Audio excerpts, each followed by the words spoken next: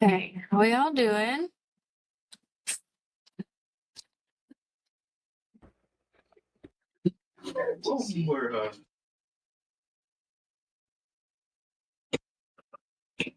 Okay. So Good morning.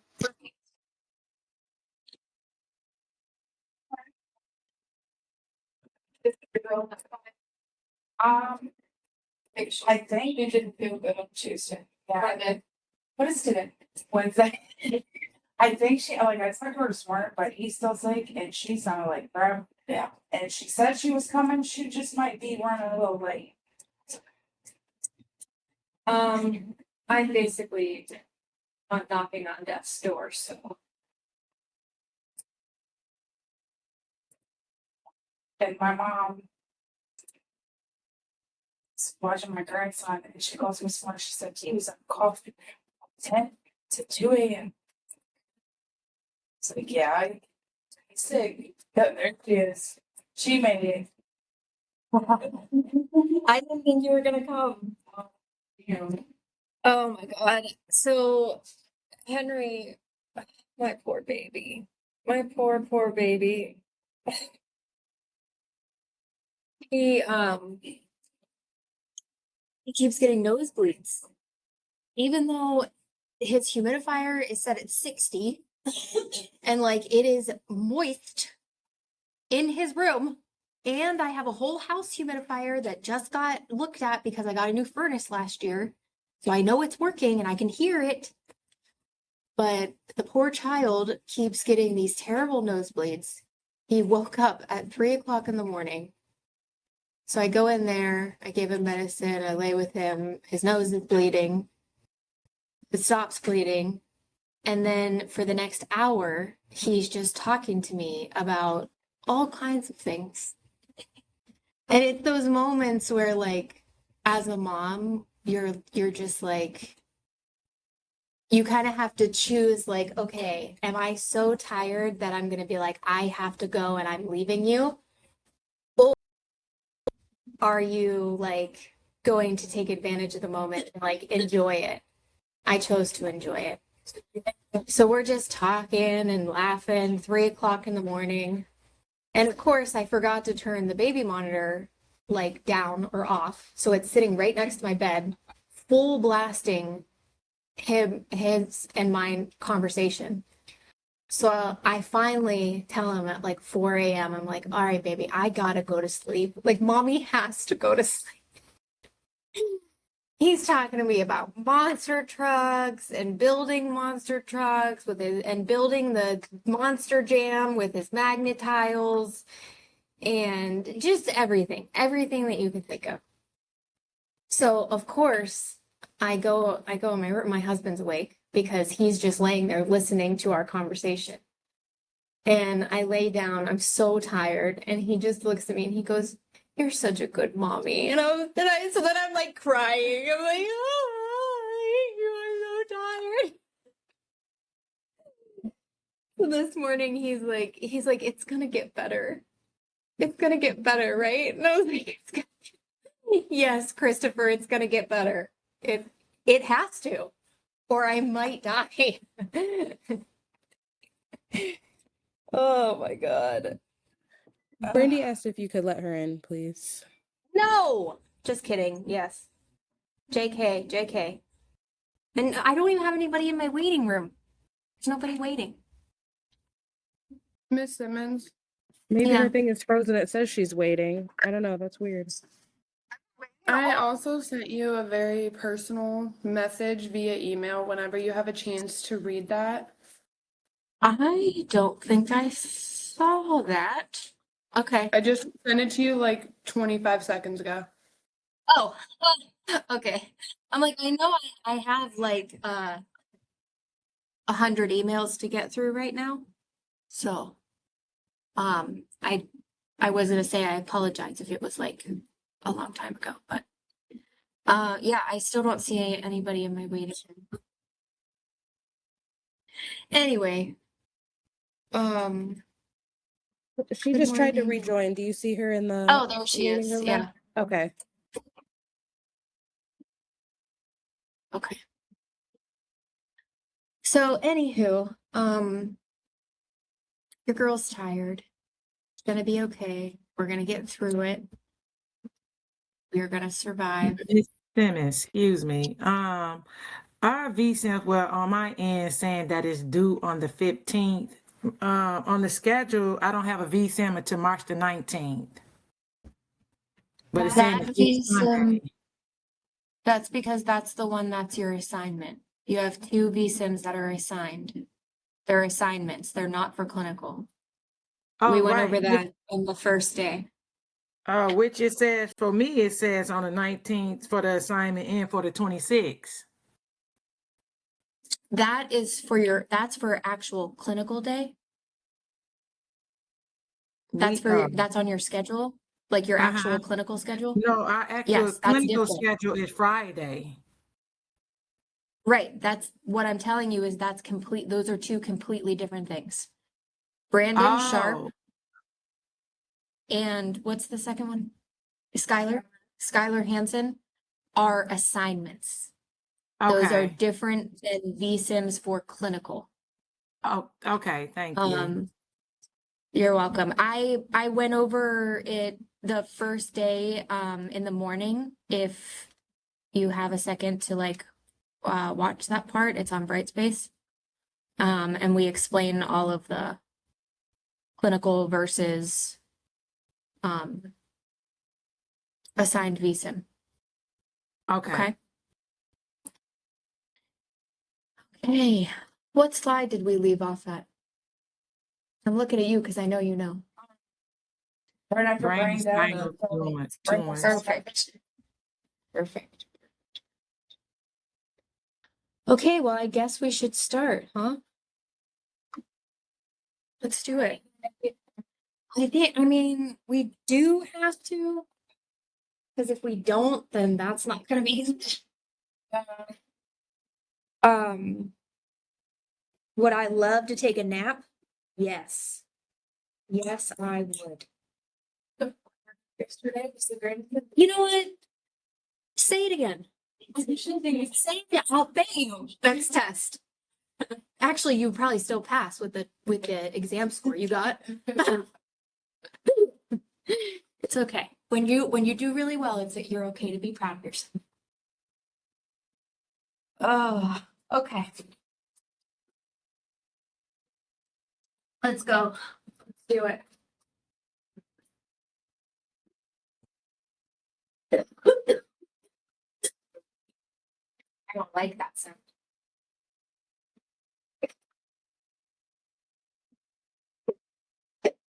Okie dokies. Can you share your screen whenever you get a chance? I'm working on it for Thank you. He sounded like shit. Sound like shit. Yeah, you do. You sound like shit. I didn't realize I didn't ask. Veronica, do you need me to read that right now? Or should I wait? I mean, it's not a complete emergency. If whenever we go on break or something, that's fine. Okay. I just realized that. Like, wait, I heard her. Did my brain hear her? Yeah, all good, no rush. Okay.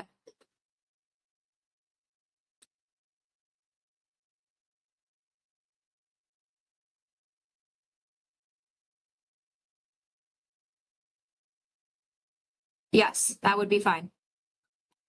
The answer is yes. Thank you. You're welcome. Okay. All right, everybody can see my screen. I know sometimes it doesn't like to share on the first time I try. By the way, I haven't had to use my hotspot. I haven't had anybody tell me that I'm cutting out. It's been Don't pretty jinx it. miraculous. I know, but I'm just saying it's been a problem for 6 It's months. And now storming all today of a too. Why sudden, would you say that today? I mean, honestly. Well, I have it in case I need it. But I'm just saying, well, what made me think of it is that sometimes people don't like to like speak up. So if it happens, you have to tell me. Because if you haven't noticed, if it's buffered and like it's breaking up live, it's also going to break up on the recording. So it's screwed both ways. Just saying. Okay, we talked about brain death. We talked about how you had to meet all the criteria, blah, blah, blah. I'm going to sit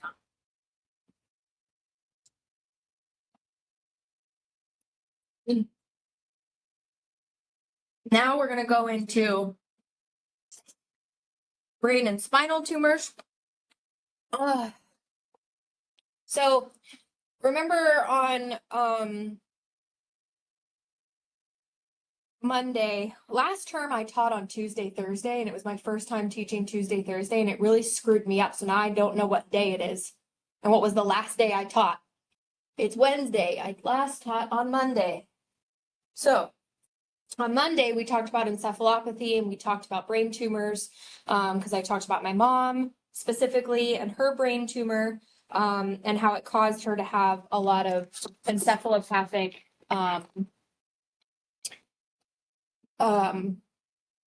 symptoms and symptoms of increased intracranial pressure, right?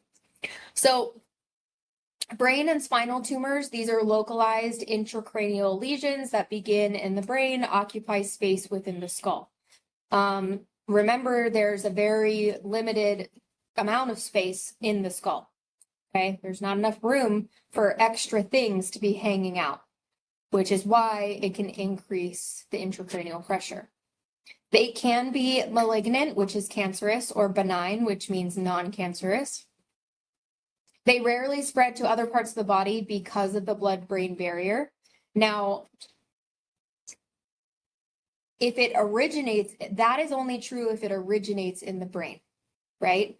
If you have metastatic cancer, like my mom, who had metastatic breast cancer, then had metastasis to the brain.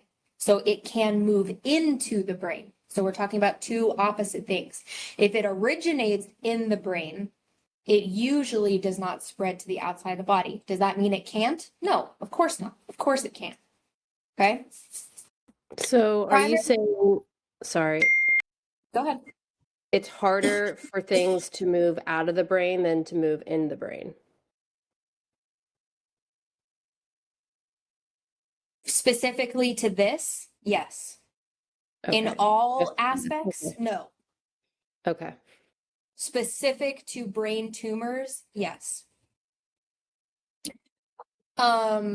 So primary types of brain tumors start within the nervous system. Remember, primary means that is where it originates from. Okay. So we have 3 different common types of brain tumors. Gliomas are a type of intracerebral brain neoplasm. Neoplasm, it's a word that basically means tumor. Neo meaning new. So basically it means new growth, but it's bad. Bad. Okay. So glioblastoma multiforme, which is GBM, is the most common and aggressive malignant brain tumor, and they do not have a very good prognosis. Meningiomas, they are the most common slow-growing benign tumor. And then we have acoustic neuromas, which is a benign tumor of the 8th cranial nerve, which is responsible for hearing and balance, which is, what is that called? What is your 8th cranial nerve? Is that the ear? The vestibulocochlear one. Yes. Yes. Yes, it is. Vestibular cochlear. So secondary, meaning metastatic. So I mean, I basically just talked about that. So metastatic is when it comes from a primary source outside of the nervous system. 4 times more common than primary brain tumors. So it's way more common to have metastatic cancer to the brain than it is to have a primary brain tumor. Okay. Etiology is poorly understood, meaning, yes, we understand metastatic cancer happens. We also understand that there's a blood-brain barrier. How exactly those tumor cells cross that blood-brain barrier, I don't know. I don't know if we have an answer for that. And then can produce focal or localized generalized neurological symptoms, meaning that it can affect the surrounding brain tissue around it, and eventually cause encephalopathy throughout really the whole brain. But, and I'm going to keep using my mom as an example because obviously she had a brain tumor. So within the last like 3 or 4 months before she passed, she was unable to use her right arm. And then all of a sudden it was like she didn't even have a right arm at all. And then in the last month or 2, she started to lose function of her right leg. So, and it affected her speech significantly. So the bigger the tumor got, the more it pressed on different areas of her brain, causing those areas to not function correctly, which is basically what that last sentence means. Okay. Can you guys turn on your cameras, please?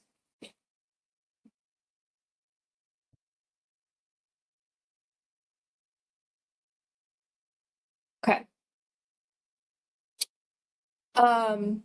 So diagnostic testing, an MRI is going to be the gold standard for identifying brain tumors.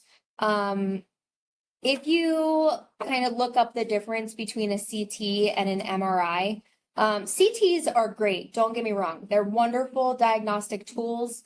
They will show structural differences. CTs will show the structure. Okay. It'll show gray spots or dark spots or white spots in the brain tissue, in the spinal cord. They're very quick. It takes longer to get the patient in the CT machine than it takes to actually get a CT scan. Okay. MRIs take significantly longer. MRIs can take anywhere from 45 minutes to many, many, many hours, depending on where and what all they're scanning. If it's a full body scan, I mean, you're talking hours in that machine. Because MRIs are able to look at multiple slices of the soft tissue.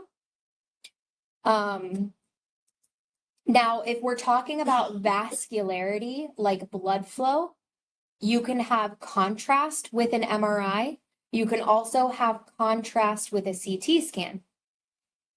Contrast with these different things, it can be, you can drink contrast if they want to watch your GI system. If we're talking specifically about vascularity, blood, that is called a CT angiogram. Okay. And that is going to show you the actual blood flow through the brain. Okay. Unless you have a CT angiogram, you cannot see the blood vessels in the brain. Can you see a stroke? Yes, because you can see ischemia.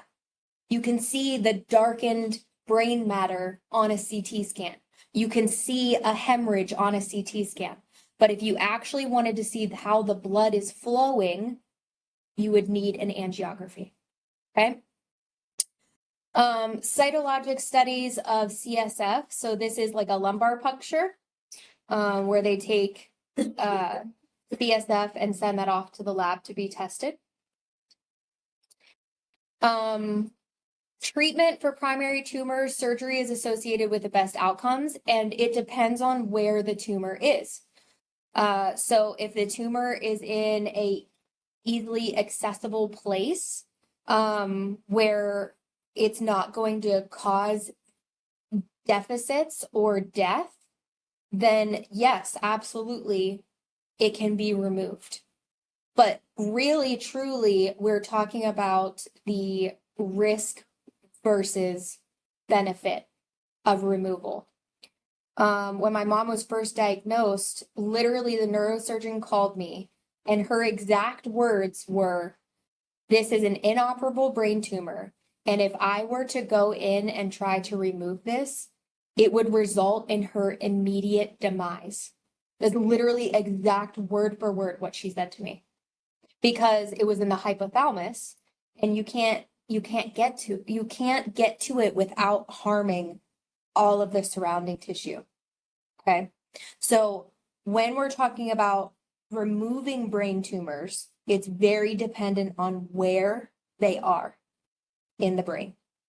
Okay.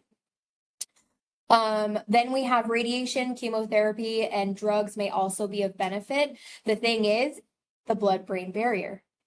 Not all chemotherapy can cross the blood-brain barrier. Okay. So that limits treatment. The treatment of metastatic brain cancer is palliative, and it involves eliminating or reducing serious symptoms. The only reason my mom had radiation on her brain was to try to reduce the symptoms that she was having from the brain tumor, causing the encephalopathy, causing the localized symptoms from that tumor pressing on different areas of her brain. Okay. It's fine. Intrathecal chemo is a very interesting thing, and I never saw it until I worked in a pediatric OR. They do a lot of intrathecal meaning it's actually placed inside the spinal cord, like spinal column, into the CSF. Does it go to the brain? I'm going to assume yes, because it's all in one system. Because they would pull it out. Yes, to put it in. Yeah. That was really the only time I ever saw cancer patients in the pediatric OR was when they needed a Metaport and when they needed a lumbar puncture with intrathecal chemotherapy. And it actually, it works really well, for a lot of kids. It must be very specific to either the type of tumor, because I don't think that was ever offered to my mom. And I would have to look into it, like the actual, like how it's used, why it's used. But yeah, I would assume it goes to the brain, because that whole neuro system from your spinal column, or your vertebrae, all the way up to your brain is all enclosed in one system. So, nursing priorities include neurological checks, because we want to know if deficits are starting, getting worse, anything like that. Maintaining a neurological flow chart, so just, documentation. Preventing increased ICP, so all of those things we talked about that cause increased intracranial pressure. We want to prevent all of those things. Reorienting the patient when appropriate, and helping with self-care and preventing injury.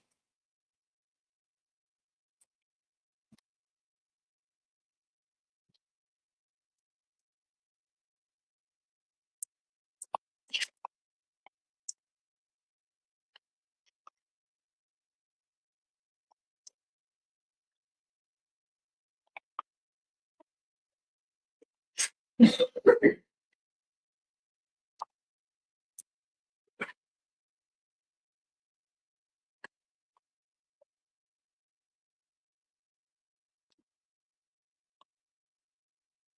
right.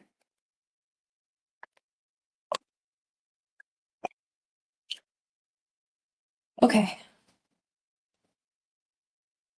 Any questions about brain tumors or spinal cord tumors?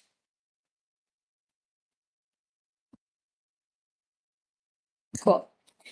All right, so now we're going to move on to TBIs. TBI stands for traumatic brain injury. What is it? This is a disruption of brain function due to external trauma to the head, scalp, skull, or direct damage to brain tissue. Okay. Focal means local, so damage confined to one area of the brain. Diffuse is widespread, damage to multiple areas of the brain. Okay.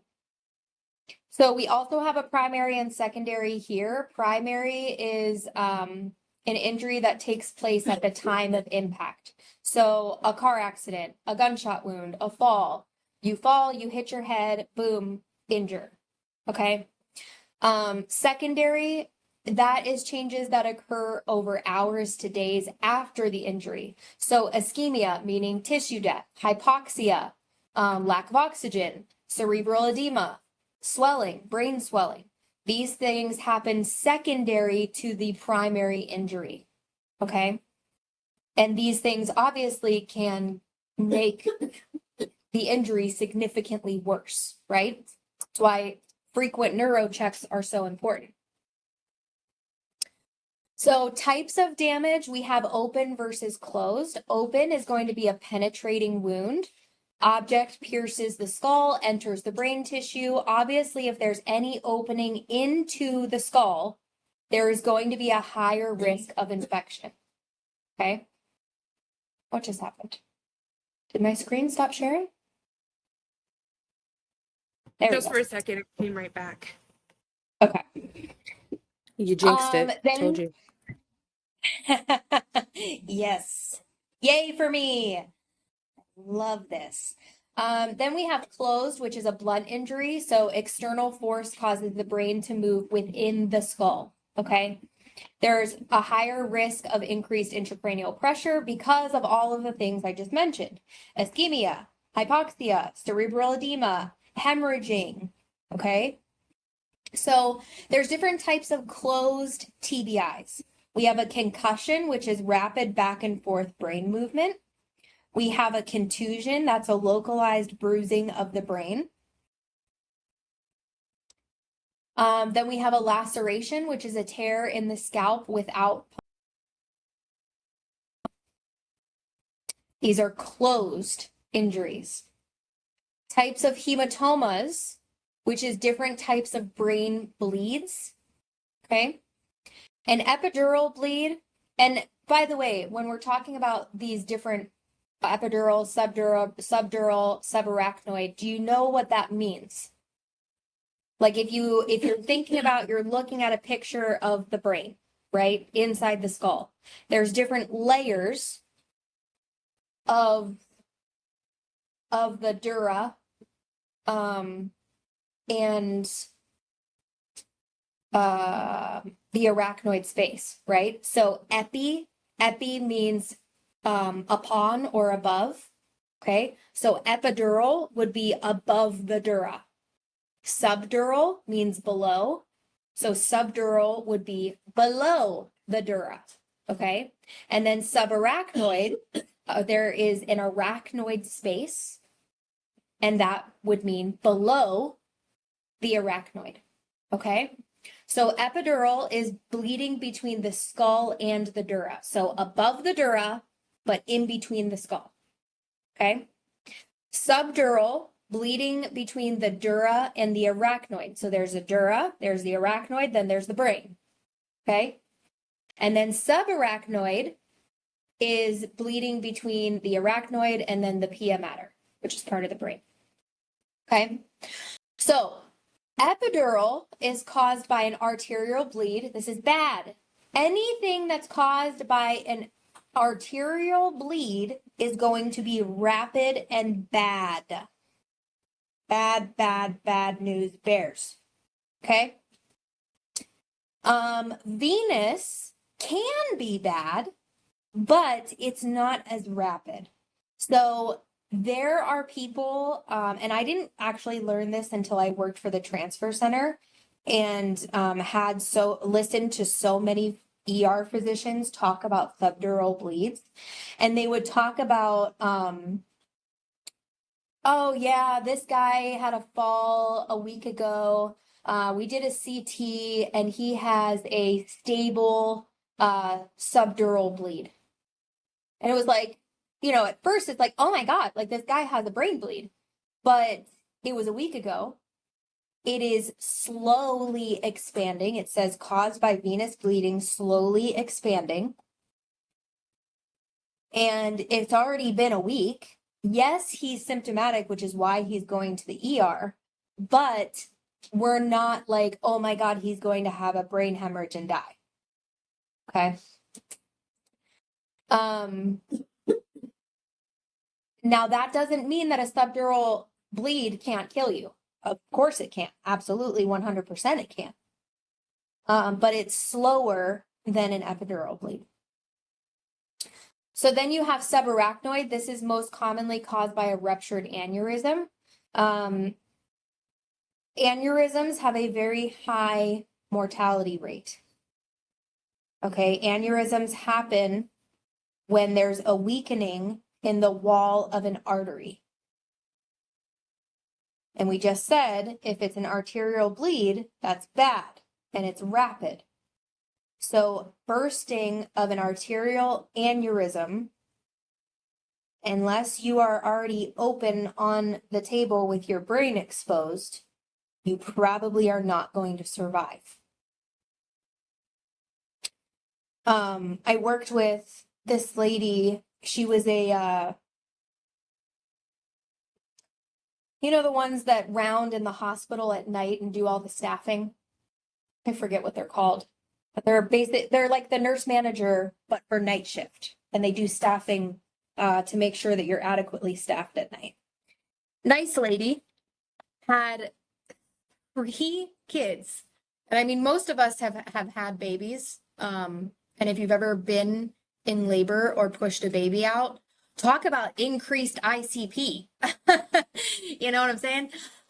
So what's crazy is that she, I don't remember what happened or why she ended up having a CT angiogram. I don't remember why. I think her mom was diagnosed with an aneurysm, which prompted her, because she works in a hospital, she knows a ton of physicians and surgeons, prompted her to talk to somebody. And then that somebody was like, hey, if your mom has this, it would probably be a good idea for you to get a scan just in case. And she ended up having a huge aneurysm. Would have never known. She labored 3 babies and that thing never burst. Thank God. And she, coincidentally, she was put in a situation where she was able to go and have a scan done. They found a huge aneurysm.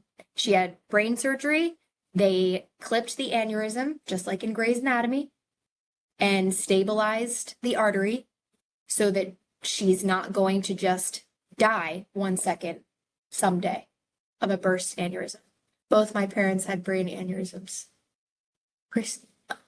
I saw Christina. I'm like, why are you here in front of me? What happened to them, Christina? They survived. My mom is messed up. My dad's was frontal. My mom's was occipital. My mom is kind of jacked up, and my dad does pretty good, but they're different people than what they were before. But they both survived. I'm so sorry. That's amazing. I'm glad that they survived. I'm sorry that they're different. It really is so tremendous what the brain is capable of and how much even a small thing can change who that person is. And it's scary and I hate it. I just had a patient yesterday with one. She had a seizure, and that's how they ended up finding it. Boiled it. She's in the ICU for a while before ending up on my unit, and now she's okay. Yeah. Yeah. So, like, it's what's scary is that you don't know, right? Like, unless you go get scanned and there's a reason that there's a scan, or you just pay out of pocket to go get this done, you would never know that you have one. And that freaks me out. I hate that part. So So- is getting tested for that the same as like cancer? Like, for cancer, if your mom had breast cancer, you're supposed to get tested 10 years before she was diagnosed. Is that the same thing? Like, should you get tested 10 years before? Or? No, I don't know the criteria. So I actually don't know how to answer that because I don't know. I don't know I the could tell you criteria. that the neurologist told me Oh, there you go. when my dad's aneurysm, he was born with. So his ruptured when he was 47. And they said that his type is hereditary. My mom, hers was not.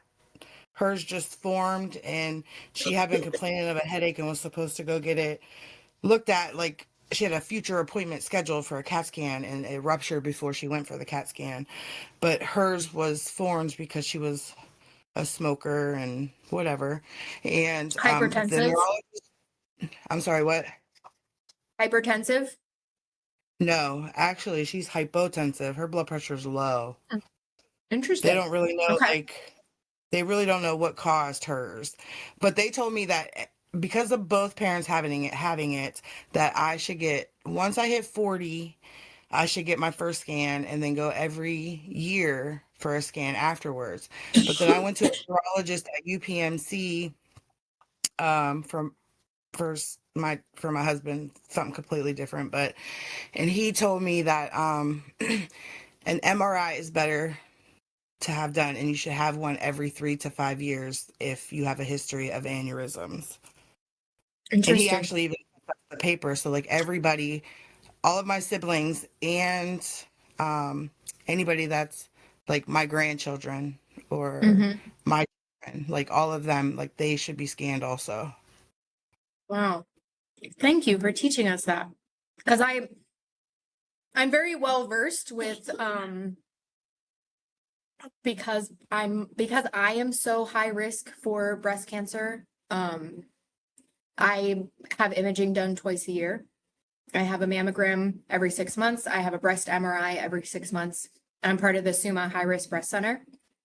And you know what? My grandma had an aneurysm. Maybe I should probably talk to somebody about that.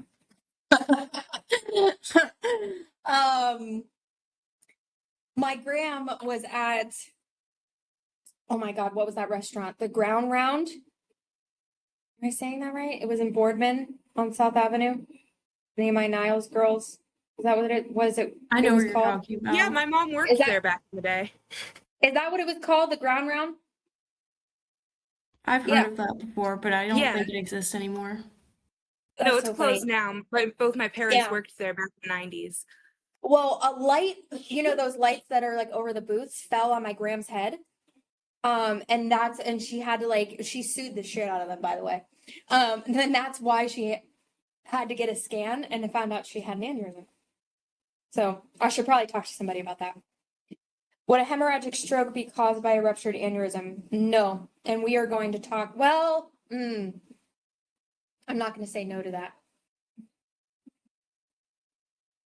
It's two different pathophysiologies, really. We're going to get to strokes in a minute, Destina. Okay, anyways, what time is it? All right. So, when we're talking about symptoms, there are two different types of strokes. There's a hemorrhagic stroke and an ischemic stroke. So there's two different types of strokes. We're going to talk about that in a couple minutes. So symptoms include surface wounds, headache, dizziness. CSF leakage from the ears or nose may indicate a skull fracture. That is super, super important. Even though Grey's Anatomy is not super correct, they do actually have a medical team that writes for them. So there's a lot of things when it comes to like diagnostics that are correct because of the medical team that writes for them. So if you remember, if you have watched Grey's Anatomy, there was an episode where they were in the clinic and this guy came in and he had a constant running nose. And he's like, my nose has been running for weeks and weeks and weeks and it just won't stop. His nose is all red. He's like, I keep getting turned away. Please don't turn me away. Dr. Bailey walks up to him and she's looking at him. She's looking in his nose and she's like, we need a CT scan. Well, it ends up he has a CSF leak, Jesus, that's occurring through his nose and it's just constantly dripping. Drip, drip, drip. So is Grey's Anatomy all it's cracked up to be? No, of course. It's a drama. It's a medical show. But you will hear me reference it often because the situations, they're valid. Anyways, moderate to severe, we have decreased level of consciousness, confusion, amnesia. If you don't know what amnesia is, it's when you have a loss of memory. Vision abnormalities, seizure activity. Then we have that late sign of Cushing's triad. We talked about this on Monday, where you have a widened pulse pressure, bradycardia, and irregular breathing. This is a huge warning sign for imminent brain herniation. Bad. Super, super bad. Can I ask a question? Yeah. You just said something was very, very something I wanted to have you Oh, the revisit that. CSF leak, the skull Oh, okay. fracture. CSF leakage from ears or nose may indicate a skull fracture. Thank you. I knew eventually we were going to get to the posturing picture. I knew it was coming. I told you. So the first picture is the corticate to the core. Remember I said the hands get pulled inward to the core, decorticate to the core. Decerebrate posturing is extension away from the body. And like I said, decerebrate is worse. It's worse brain function than decorticate. Now, both are terrible, by the way. They both suck. But decerebrate being worse. Okay. But now you finally have a visual. I know someone around my age who had a severe aneurysm and lived. He had no family history and is literally completely normal today, no complications. Allegedly, it was like a 1 in a million chance for survival. I mean, mortality is extremely high when it comes to aneurysms, for sure. For sure. Okay, so treatment for a TBI, we have, if it's a mild injury, we need supportive care. So rest, over-the-counter pain meds, monitor closely for worsening symptoms. Remember, we always heard like, if you have a concussion, don't go to sleep, don't let the person fall asleep, right? The reason is because we can't check their neurological status if they're asleep. And if the patient significantly worsens, you may not be able to wake them back up. If there's significant cerebral edema during that time period that they fall asleep, they may not survive or ever wake up again. Okay? Because then you have a secondary injury, right, to the initial primary injury. Medications, we want anticonvulsants to treat and prevent seizures. Prophylactic seizure management is important. We talked about seizure thresholds, right? Didn't we? I thought we did. That couldn't have been a whole month ago. Really? Okay. So when I say seizure threshold, everyone has one, okay? I, myself, have never had a seizure, which means my seizure threshold is like all the way up here. It would take something external or internal to happen that would go over my seizure threshold for me to have a seizure activity. Okay.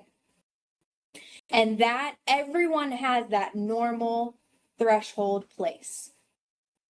But what's different is for people that have a history of seizures, epilepsy, their threshold, instead of being up here, is here. Okay. So what would cause this person to have a seizure and go over their threshold would never cause me to have a seizure because my threshold's all the way up here. Okay. Does that make sense? So what are things that can irritate and go over that threshold? Fever. Yes. Hugely fever. Injury. TBI, closed, open, any type of brain injury. Okay.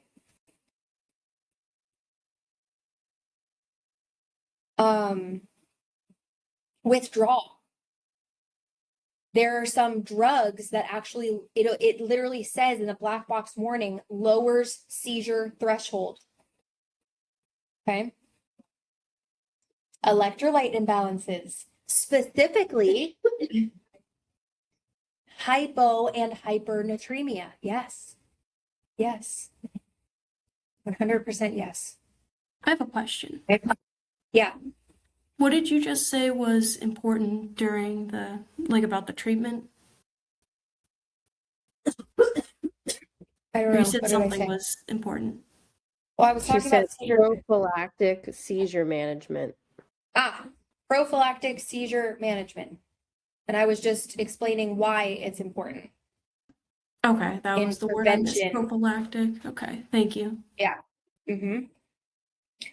Osmotic diuretics like mannitol, it is the only osmotic diuretic that decreases intracranial pressure. We also have acetazolamide. Don't forget to look that up. Okay. I do remember there was something important that I needed to say about it, and I still don't remember, and I'm going to find it. And then we may have to put that patient under sedation to protect their brain and let their brain rest and heal. Okay. So that is what we kind of call a medically induced coma. So when Which you're is just- sedated, you can't have a seizure then? Ooh, Is that what you're saying? that is not what I'm saying. Because it is possible. It is possible. Yeah, the So brain can still have seizure activity, but like you wouldn't have like the physical symptoms of it usually. correct. And at the same time, when this patient is under sedation, they also have IV Keppra, levetiracetam, which is probably going to be ordered 2 to 3 times a day at high doses to prevent seizure activity.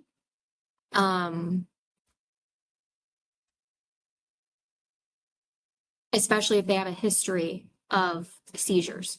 Another really important thing about seizure medication is that they have a therapeutic window. So Keppra, you have to take the same amount every day at the same time every day. It's kind of like birth control. Okay. If you don't take your birth control on time every day when you're supposed to, you get pregnant. You don't take your Keppra on time every day, you're going to have a seizure. So Keppra, think about it like birth control. And that is the same way with every seizure medication. Every one of them. They have to be compliant with their meds. It's extremely important for compliance. Okay. And then procedures, if the patient has excessive CSF, they can have a ventriculostomy drain.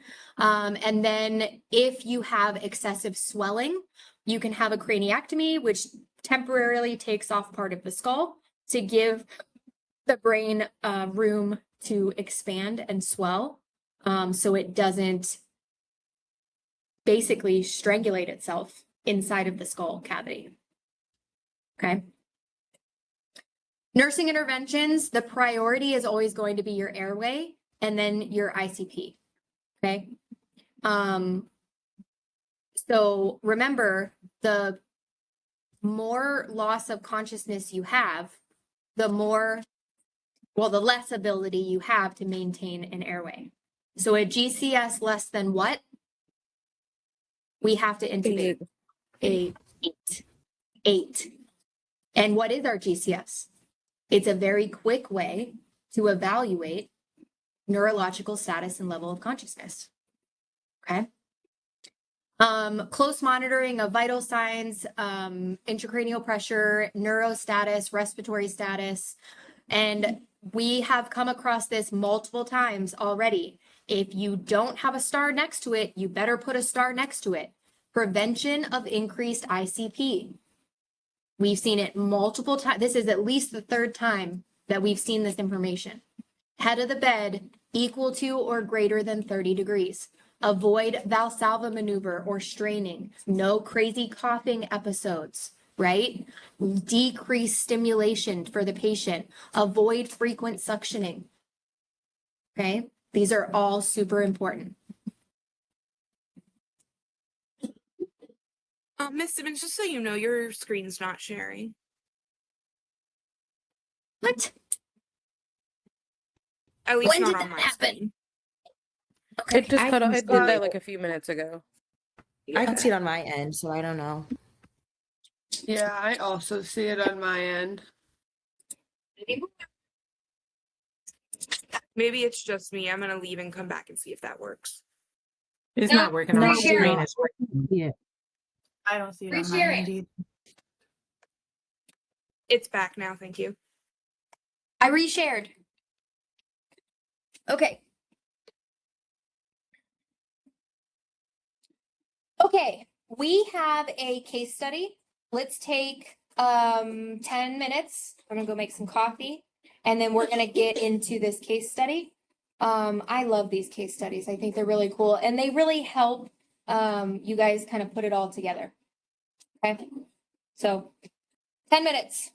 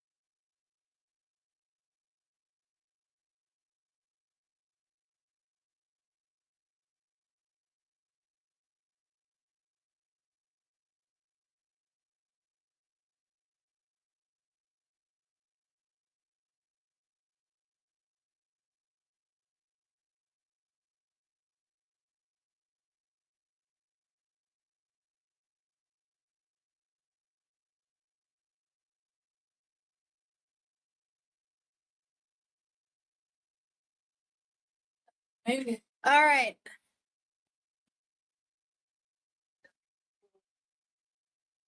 Who's dying? The children or here? Probably that. Hey, guess what? My office, no windows. We might have to move to my office. My baby. So 5 o'clock today.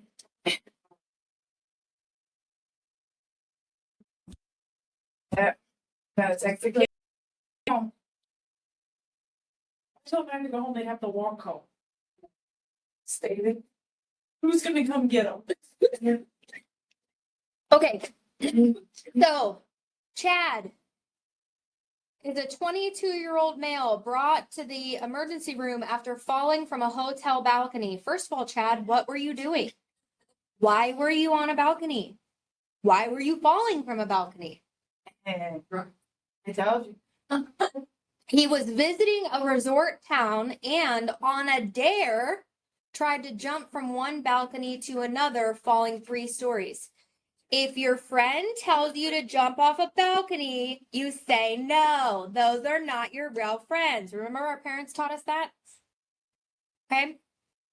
Upon arrival to the ED, he is awake, alert, oriented, ×4. There are various scrapes and bruises from head to toe. Noted upon triage and a large bump near his right temple. What assessments and initial check-in activities should the nurse perform to best assist the patient and law enforcement? What's worse, a tornado watch or tornado warning? I think a warning is worse. Warning is worse? Okay. We have a tornado watch here. All right, come off mute. Talk to me. You're gonna want to do a neuro assessment. Probably gonna want Amen. to do like toxicology labs, like UA, Amen. drug screen, all that. Neuro checks. Talk screen. Warning's worse? Okay. So if it switches to warning, we're going to my office. Okay, got it. Okay. Or the bathroom. The bathroom doesn't have windows either. Hang out in the back. Do I have snacks? Yeah. I don't know. We'll take the bowl of candy from Terry's office. All right. What else? Could you Probably check skin to see if he had internal bleeding? I Vitals. would say that again. I said vitals. Vitals. John A., what did you say? Would you check to see if he had any internal bleeding since he did fall from 3 stories? 100%. So are we doing a CT or an MRI? MRI? Time is of the essence. Time is of the essence. We're doing a CT. CT's fast, fast, fast, fast. Okay. Anything else? So we got a neuro check, we got a CT, we got a tox screen, maybe other You could blood. look- Oh, sorry. Go ahead. You could look to see if he has the raccoon eyes for a skull fracture and the clear fluid from the nose or the ears for the cerebral spinal fluid. Check for a CSF leak. The raccoon eyes are symptomatic of a skull fracture.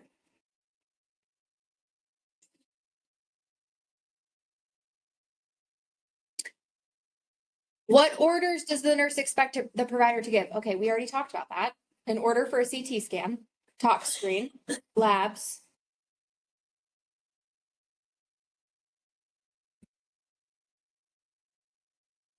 What should the nurse be cognizant of for caring for this patient? Broken worsening. Yeah, Worsening. Seizures. Seizures, worsening what? Of a headache. So frequent neuro checks. Any confusion? Change in consciousness? Is that what you just said, Carly? Yeah, like confusion and stuff. Yeah. Want to keep the bed elevated or equal to 30 degrees? Yes. Yes. Probably don't want this dude walking around. right? Maybe like fall risk precautions, bed rest, bed alarm. After screening and assessing the patient, the nurse has the following data. The patient is able to follow instructions and complains of generalized pain, but moves all extremities. His protective cervical spine collar remains in place, and he has 18 gauge IVs in each arm. Pupils are equal and reactive, but sluggish. He converses appropriately, opening his eyes spontaneously when addressed. He is cleared to go to radiology for CT. His blood alcohol level is 0.5%. Urine drug screen, there's no indication of amphetamines, methamphetamines, benzos, barbiturates, marijuana, cocaine, PCP, methadone, opioids. CBC, CMP are both within normal limits. He's sinus rhythm on the monitor. His blood pressure is 120/70. SpO2 is 98% on room air. Heart rate is 62 and regular. Respiratory rate is 12. Temperature is 36.9. Height 175 centimeters and weight is 75 kilograms. Does anything stand out to you? The respiratory rate? Respiratory rate. A little low. And his pupils. Sluggish eyes. And his blood alcohol level. Sluggish pupils, the blood alcohol level, and the respiratory rate is low. It's still normal. Normal is 12 to 20. But 12, like while you're asleep, is normal. But like 12 after you fell 3 stories and hit your head, like, I don't know, 12 just rubs me the wrong way, even if it's on the low side of normal. Okay.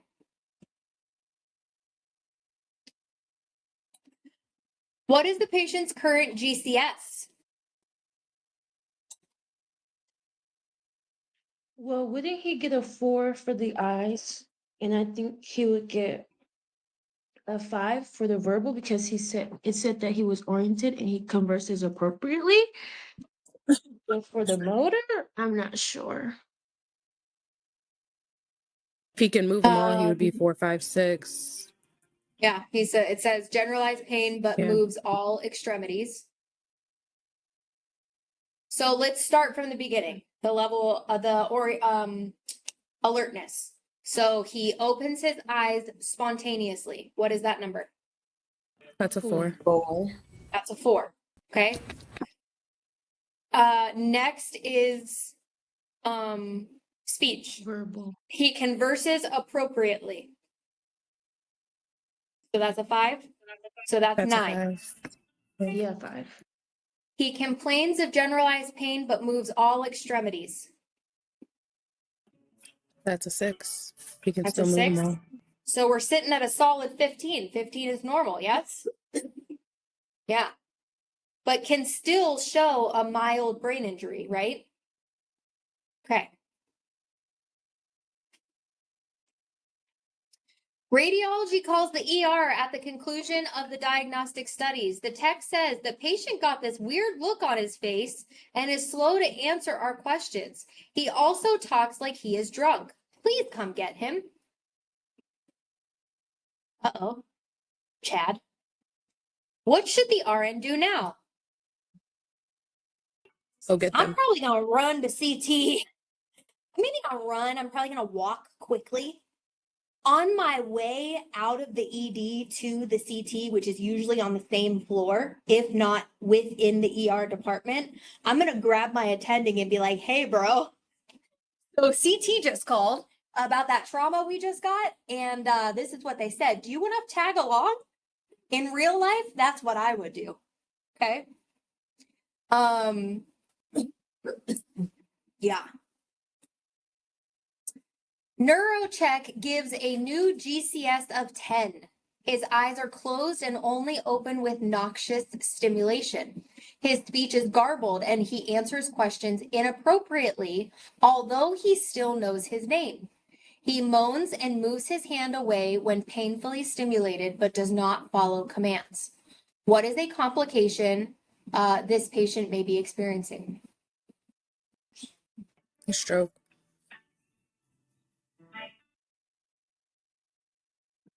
So I heard stroke, I heard bleeding, I heard swelling. TBI. Amen. All of the above, right? Maybe not so much stroke. Yes. Yes. Could it be a stroke? Yes, of course. I would say stroke is the lesser likely of the three, but totally still possible. Okay.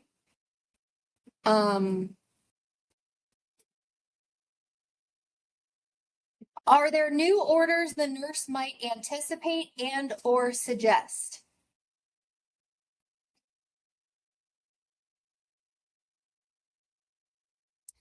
I want to know what the CT says.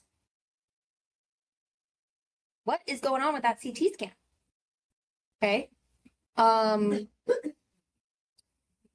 New orders, probably more frequent neuro checks, like maybe they were ordered hourly and now we're going to every 15 or God, every 5. Or I'm not really going to leave this room because I don't have a good feeling about you. New labs, maybe. Maybe. Pupillary assessment. If his brain is herniating, it could show evidence of a blown pupil or a pupil that's not as responsive as the other, right?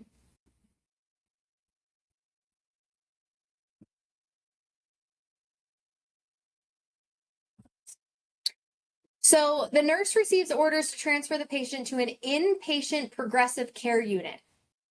What is the best way to give report from one unit to another? SBAR, obviously. SBAR. Do you think this patient should be going to a progressive care unit, which is step down? No. No, this patient needs to be in a neuro ICU. After giving report, the nurse notes that Chad is once again able to follow commands and seems more alert. He says he does not remember going to radiology and complains of a dull headache rated 3 out of 10 on a 1 out of 10 scale, with being 10 the worst. His transfer is completed without incident. The nurse documents he is fully alert and oriented ×4 to transfer. So now I want you to tell me what happened to Chad. What was an Did he have a intervention? seizure? No. What was the intervention that we talked about? I'm pretty sure it was John A. that said it, I think.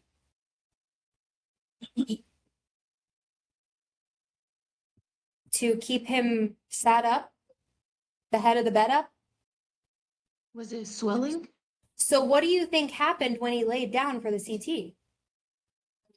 Increased intracranial pressure. Increased intracranial pressure. It went down when they set him back up. And then when he got out of CT and he came back to the ED and he was sitting up in his bed, sitting him up greater than 30 degrees, alleviated the intracranial pressure, alleviating the symptoms. Huh. How about that? Interesting how that works. Any questions about Chad?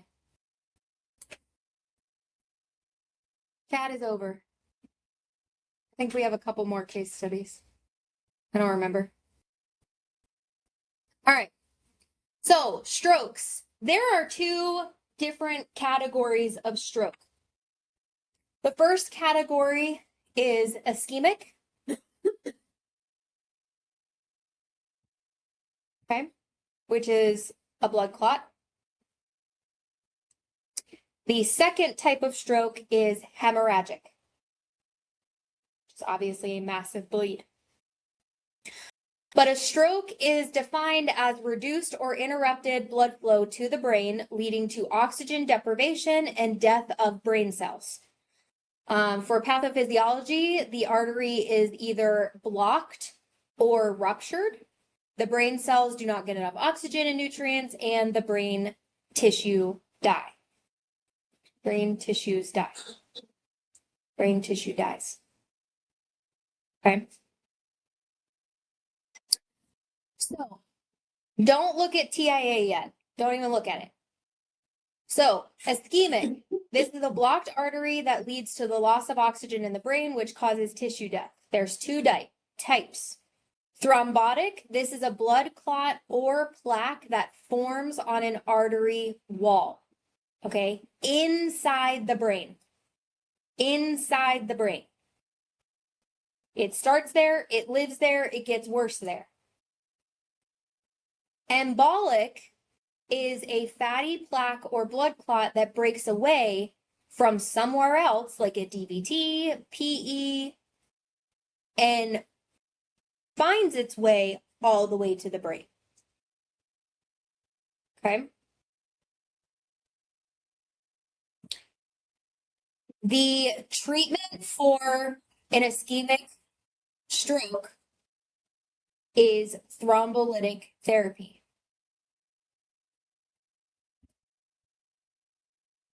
Now, I taught you all about this in advanced pharmacology. You even had a big old fat select all that apply in advanced pharmacology about the contraindications for thrombolytics. Guess what? I need you to know it again. So I ain't gonna tell you again. You're gonna look it up and you're gonna know it. Contraindications to thrombolytics. Points for advanced pharmacology.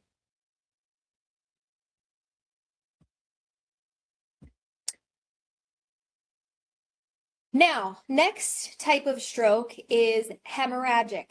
This is a weakened or ruptured blood vessel. It bursts, it allows blood to leak out, leads to tissue death, and is usually caused, not always, usually caused by uncontrolled hypertension. Hemorrhagic strokes have a higher morbidity and mortality than ischemia. Ischemic strokes result in more deficits. Hemorrhagic, I mean, obviously, hemorrhage, arterial hemorrhage, very bad. You can bleed out pretty quickly. So the treatment for a hemorrhagic stroke would be a craniotomy, which lowers the intracranial pressure by draining the blood from the brain. And then mannitol, now this is important. Mannitol reduces intracranial pressure by promoting the diuresis of CSF.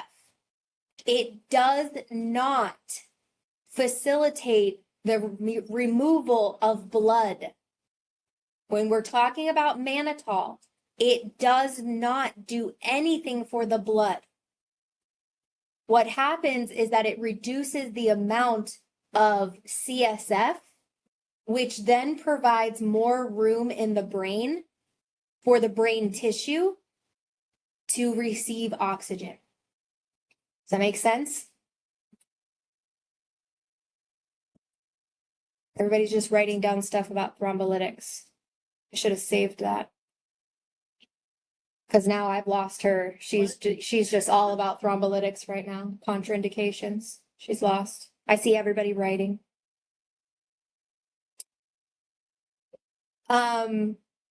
The last thing on this. Ooh, look at outside. Oh my. We absolutely might, like, if we lose power, first of all, that's gonna suck. But I guess I'll just record the rest of the lecture and send it out. Like, I don't know. If we lose power, what am I supposed to do? I guess you're not going anywhere for lunch. Did you bring food? Okay. A TIA. TIA stands for transient ischemic attack. Transient means comes and goes. Okay, transient. It comes and goes. Now, neurosurgeons, neurologists, neuro nurses, they don't want to hear you say this, but the best way for me to explain this to you and you understand what I'm saying is that a lot of people refer to a TIA as a mini stroke. People don't like, your educated humans that specialize in neurology, they don't like that because they don't like the terminology. But most people understand that terminology of a mini stroke a lot better than, oh, you had a TIA, right? And that's why it's important to assess your patient's level of education and understanding and make sure they know what you're talking about. Because you're going to walk in the room and say, oh, you had a TIA. And they're going to be like, sure, I don't know what that is, but okay. But then you look at them and say, you had a mini stroke. And they're like, oh my goodness, my grandma had a mini stroke, right? And they're going to recognize your terminology. Okay. So this is a temporary decrease in the blood flow that causes stroke-like symptoms. It usually only lasts a few minutes and does not cause permanent damage. An ischemic stroke cannot resolve on its own. Will not resolve on its own without intervention. A TIA will resolve on its own. It's important that the patient that's experiencing TIAs probably gets put on some type of anticoagulant because now their risk for an ischemic stroke is way higher. Okay. So it's very important for you to know the different types of strokes, the treatments, okay, the contraindications for thrombolytics. What's the most important aspect of providing a thrombolytic to a patient? Monitor for Has to be bleeding. within 3.5 to 4 hours of onset. Time is one of the most important aspects of thrombolytics. And I did tell you about this a long time ago, and it's referred to as the patient's last known well time. Okay. So you see Nana at noon, you run to the store, you come back an hour later, and all of a sudden, Nana has a right-sided facial droop and she can't say hi. And she's looking at you like something's wrong. And the EMS is going to get there because you called 911. And EMS gets there and says, when was the last time you saw Nana normal? And you say, oh, I was just here at noon.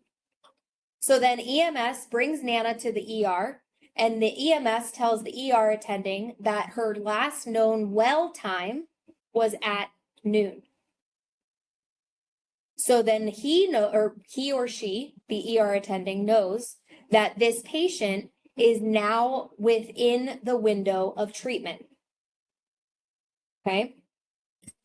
What is the next priority when it comes to thrombolytics?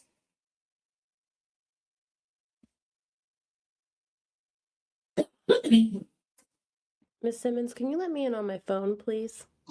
Yeah. You can't give it to patients with hypertension or already using other antithrombotic medications. Yeah, well, those are Recent contraindicated. surgery. So I don't want to get there yet. What I'm looking for Is it, is you need to know if it's ischemic or hemorrhagic? yes, confirmation of what type of stroke. So your patient comes in with stroke-like symptoms. Time is of the essence. It is usually within the protocol for the emergency room that they have a door to CT scan with, I want to say, actually, I think it might be on this next slide. Ha, there it is. No, never mind.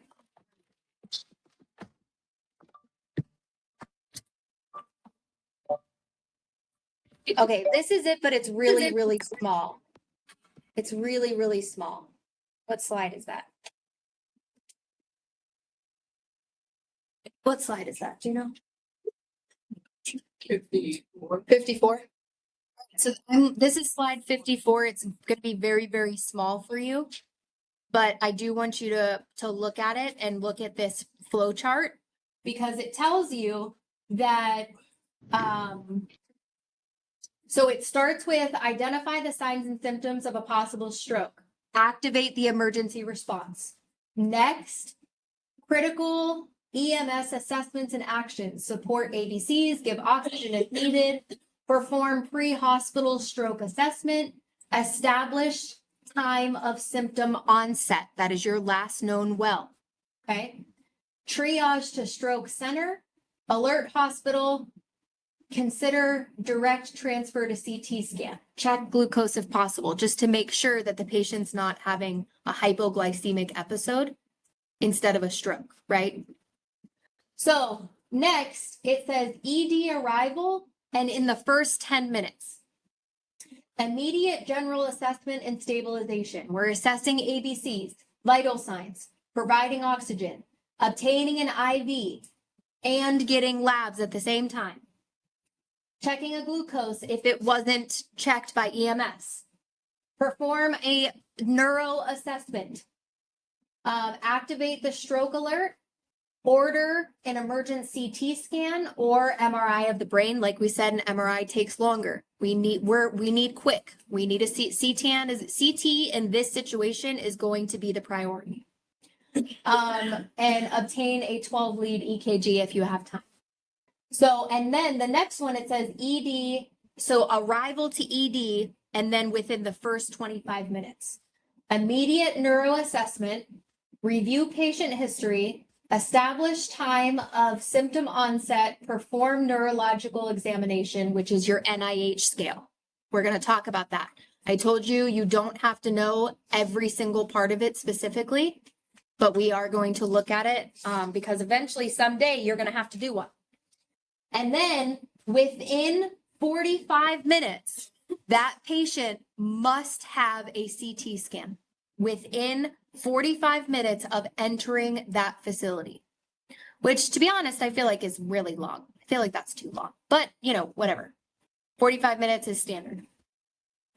Within 45 minutes, you must know if that stroke is hemorrhagic or thrombotic, or I'm sorry, ischemic. Okay, so let's go back to our previous slide where we were. So, ouch. Risk factors for your stroke, we have cardiovascular disease, ethnicity,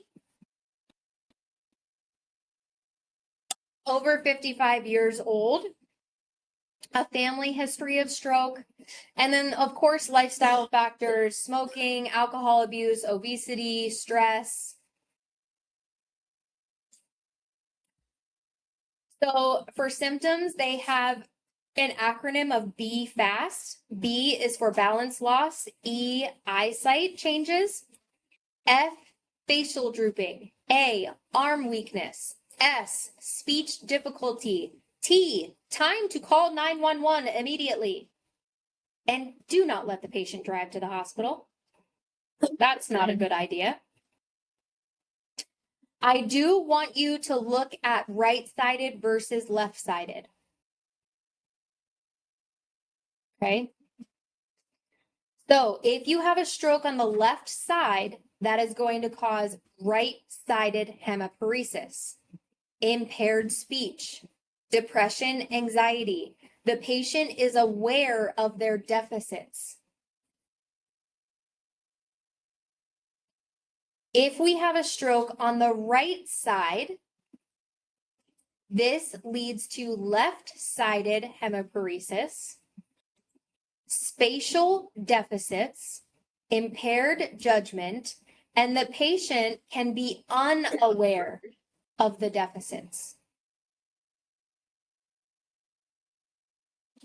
So I do want you to look at right versus left.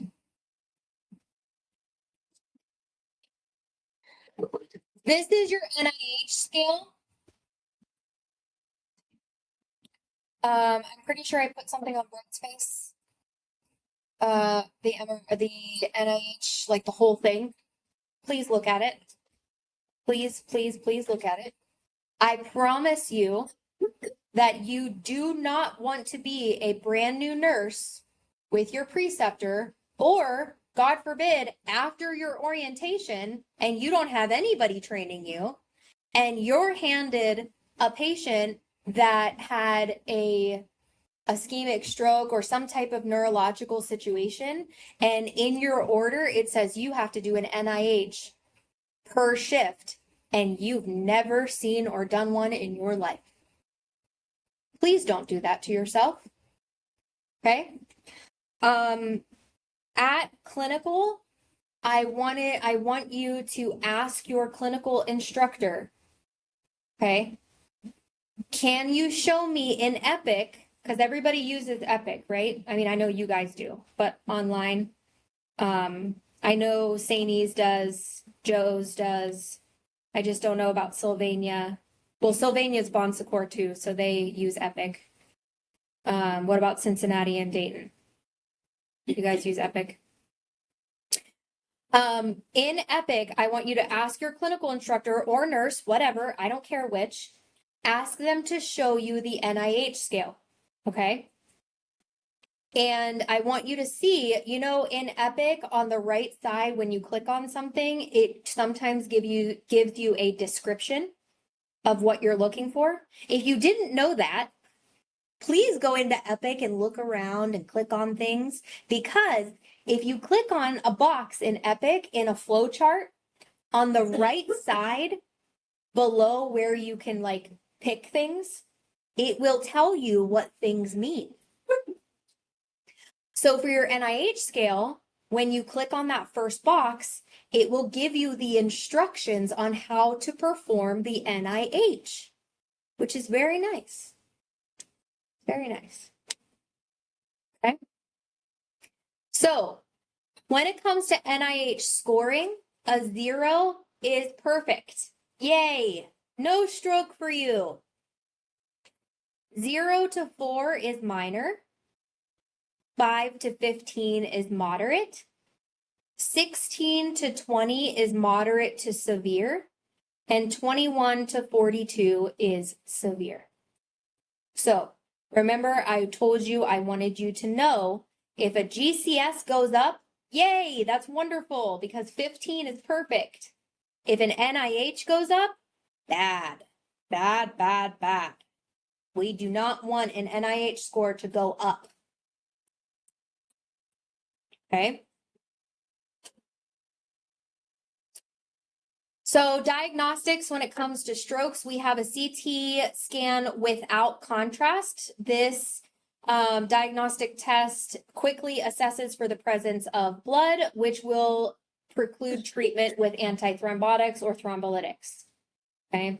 A CT scan with contrast is useful to rule out lesions that may mimic ischemia, especially when symptoms are related to hemispheric deficits. That hemi meaning half, spheric meaning the sphere of the brain, so half of the brain.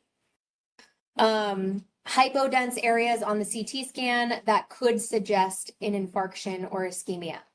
So the CT scan with contrast still does not show blood flow. What do you need to show blood flow? A angiogram, CT angiogram.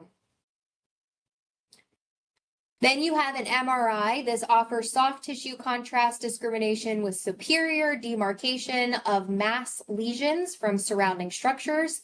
It includes areas of ischemia and infarction.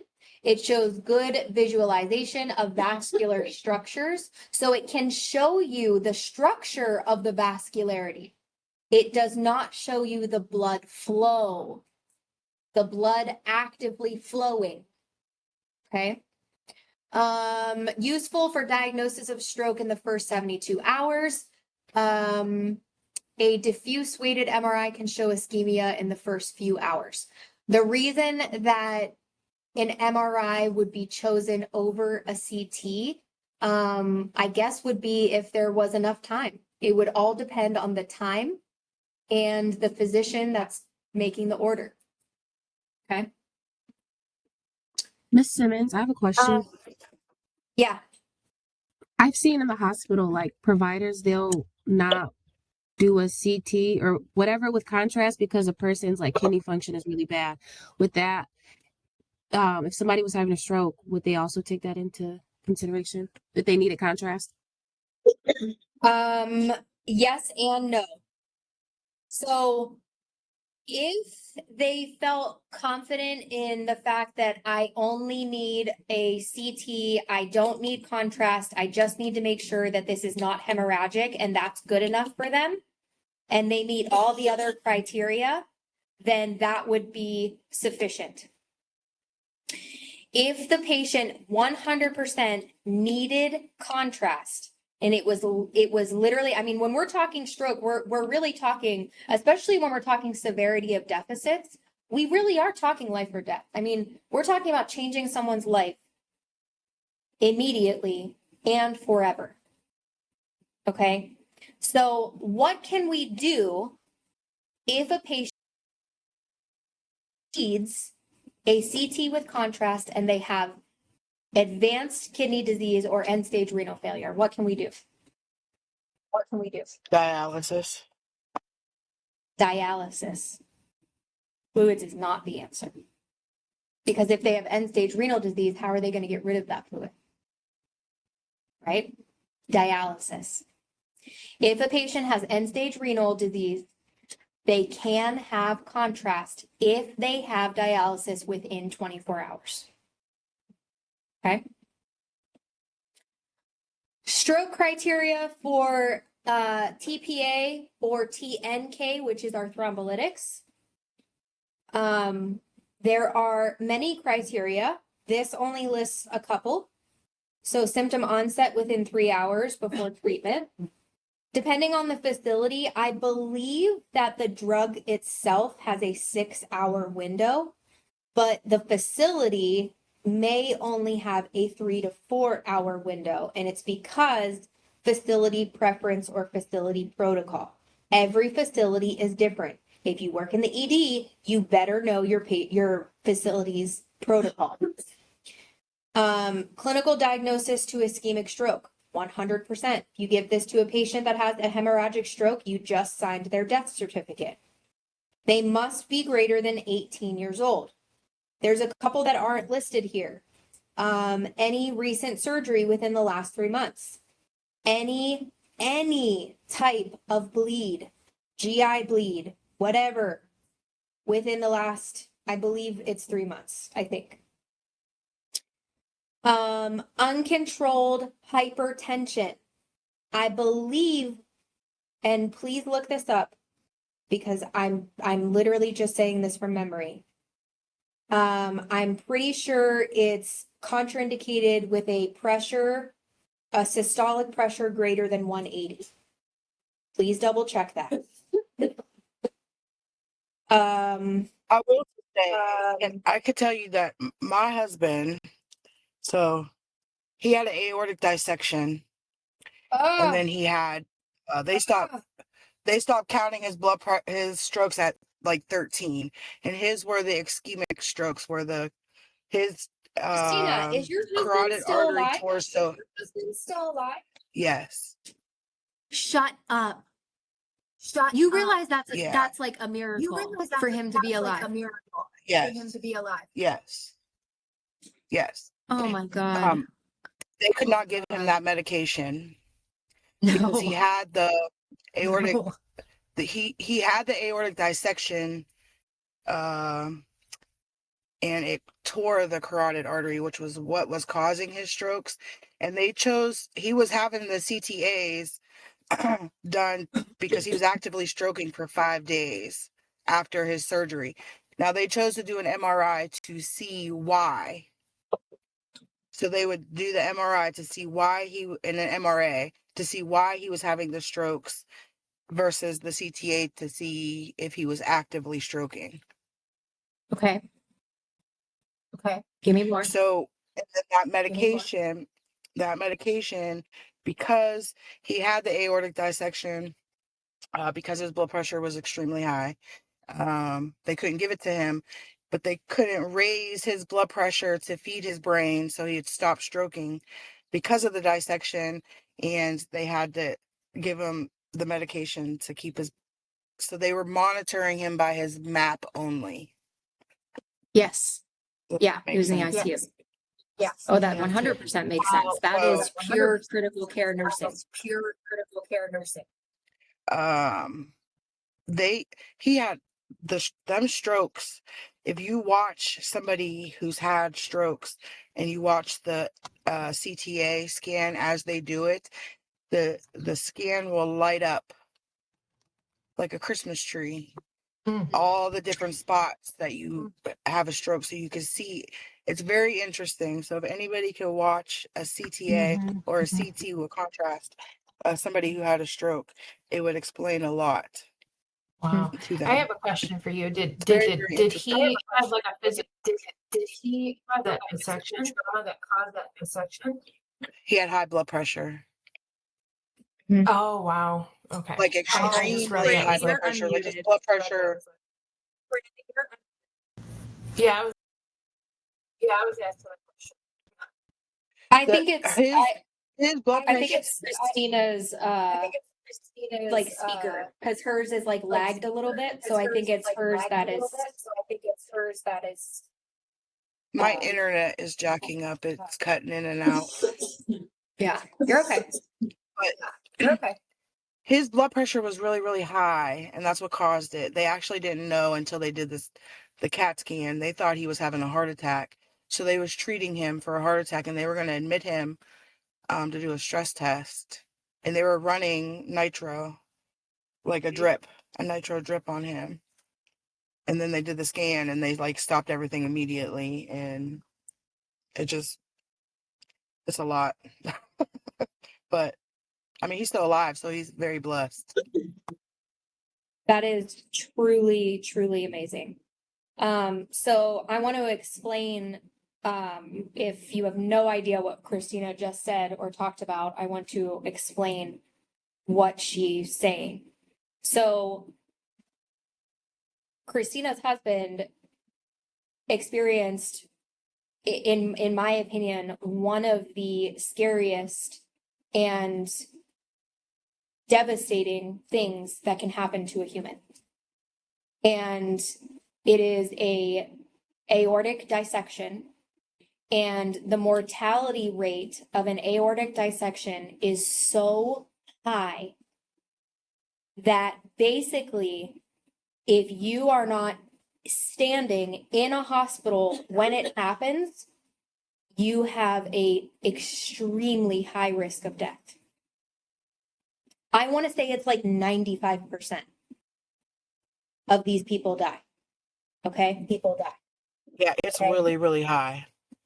It's very, very, very high. Like they did not expect him to make it. He was in surgery for 16 hours to fix it. So what happened was I'm assuming this was was this abdominal or thoracic? It was an ascending aortic thoracic. It was the top, the whole arch. It was the top. Yeah. Okay. So there's a AAA, which is a abdominal aortic aneurysm, because our aorta runs all the way down, right? And then we have a TAA, which is a thoracic chest aortic aneurysm. So we already said that an aneurysm is the weakening of a arterial wall. So it's a weakening in that vessel. Uncontrolled hypertension can cause a lot of barotrauma. When I say barotrauma, it's trauma that occurs within the artery. And it can cause that vessel to literally dissect, open up. Okay. The level of dissection, and I mean, we're talking a tear that can go from microscopic to the entire aorta. And we're talking hemorrhage and death within seconds. Okay. So,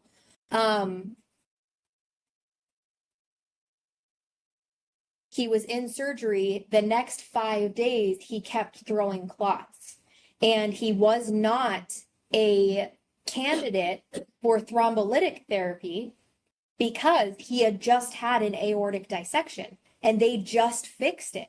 So if they were to give him a thrombolytic, he would bleed out and die. Like, that is off the table. Any surgery within the last 3 months, especially a TAA repair. Okay. So they're trying to figure out where it's coming from, why it's happening. Now, I also talked to you on Monday about what's called permissive hypertension, when neurologists or neurosurgeons are allowing you to have a certain level of hypertension, usually between a systolic pressure of 140 to 160. So there's enough pressure to get oxygen to the brain. Okay. And she's saying that they couldn't allow his pressure to be high enough to feed his brain, but it was because of the TAA repair. You don't want high pressures in an artery that was just repaired, but you need higher pressures in a brain that is having strokes. Okay? So her husband is in a situation where it's lose or lose. It's literally, the doctors are she's probably standing there looking at the doctors and they're like, we got to do this and we got to do this, but we can't do this and we can't do this, but we want to do this and we want to do this, but we can't do that and we can't do that. And hey, he's probably going to die. And she's looking at them like, huh? What? And having to make decisions for this poor man. And Christina, I don't know your background.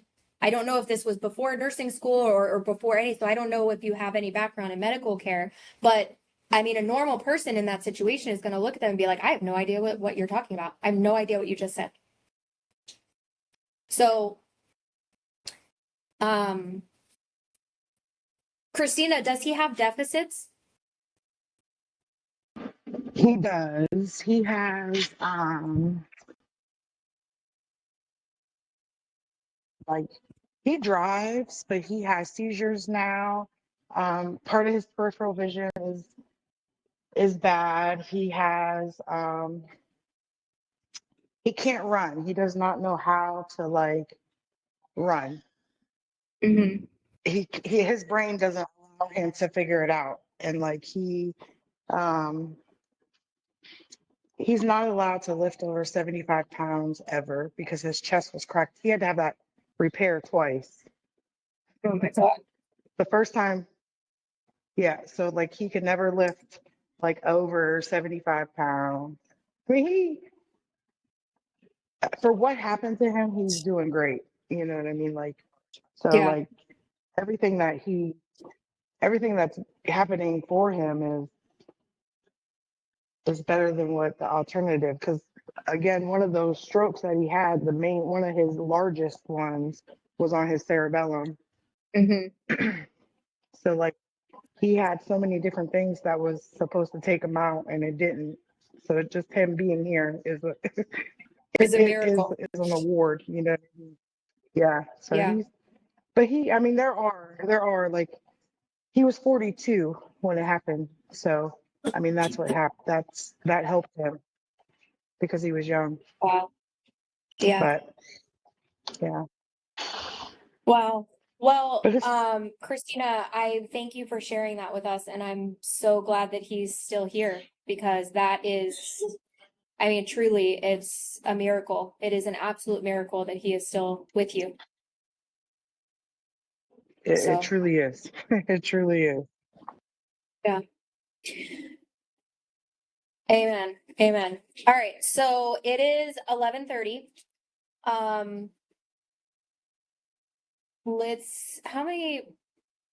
much do we have left? It's not Well, even we're here. much. Once we get through the spinal cord in the case study, we're done. Okay, yeah, so we have till 2 and then 2:30 is the math test. So,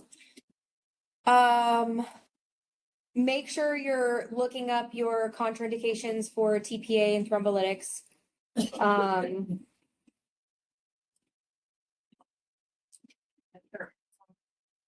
Okay, so it's not much, and most of them are case study. Yeah. Turning and positioning, obviously. Elevate the head of the bed to avoid increased intracranial especially for patients that have a hemorrhagic stroke, of course. Bed alarms, you do not want these patients up and walking. We already talked about the stroke algorithm. Make sure you look at this. And then we'll do spinal cord injury after lunch. So I'll see you back here at noon.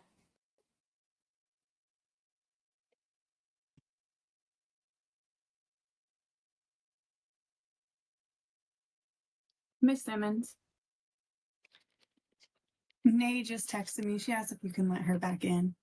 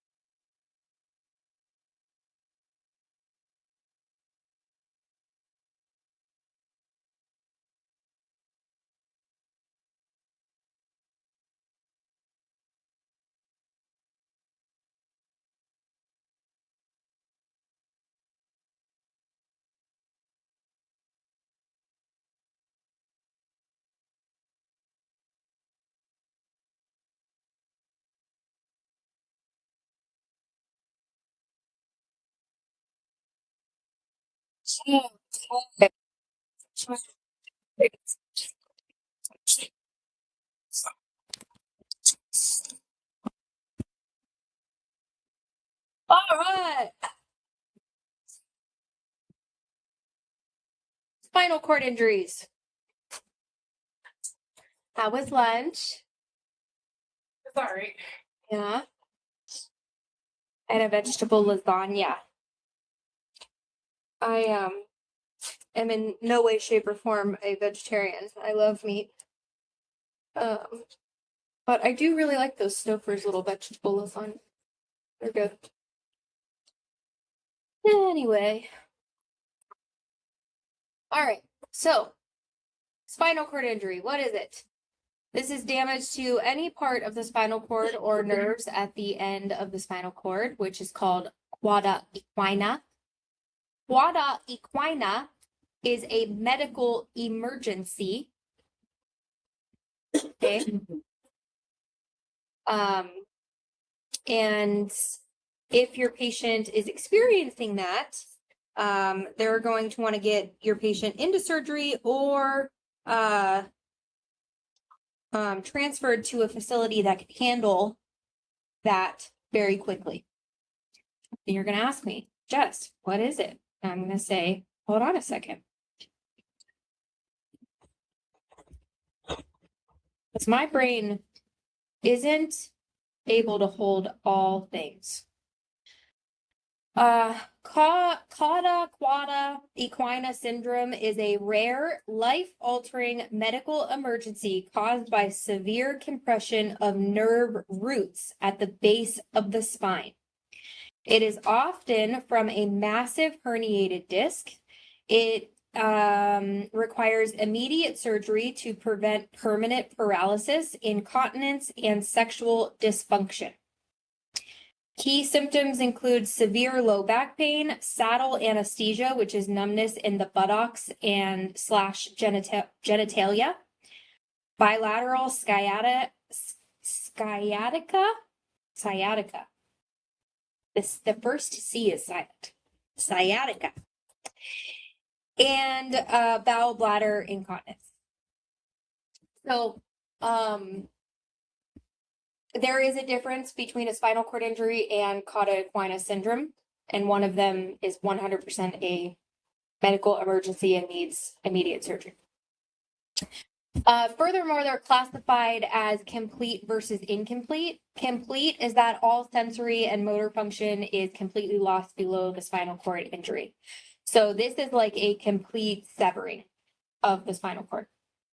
Incomplete is partial motor or sensory function is present below the spinal cord injury. Obviously, we have many causes of spinal cord injuries. Most of them, I believe the number one cause is motor vehicle accidents.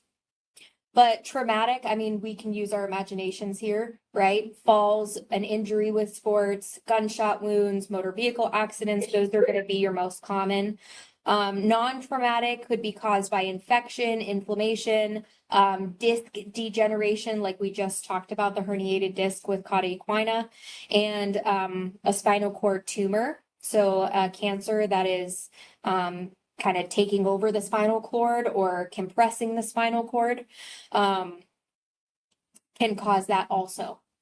So actually, I need to run and get my book really quick because there's a chart in the book on this.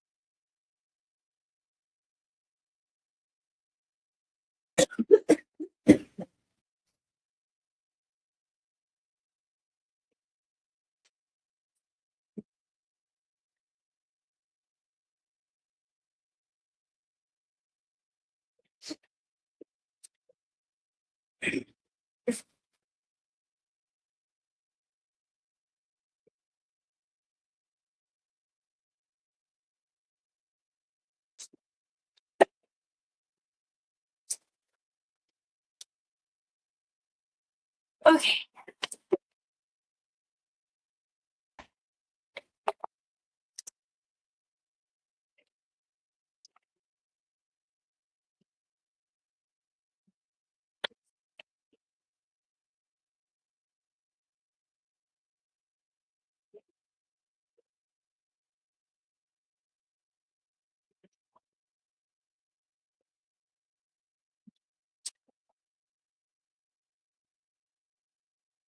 Of course, I didn't write down a page number. Why would I do that? Really?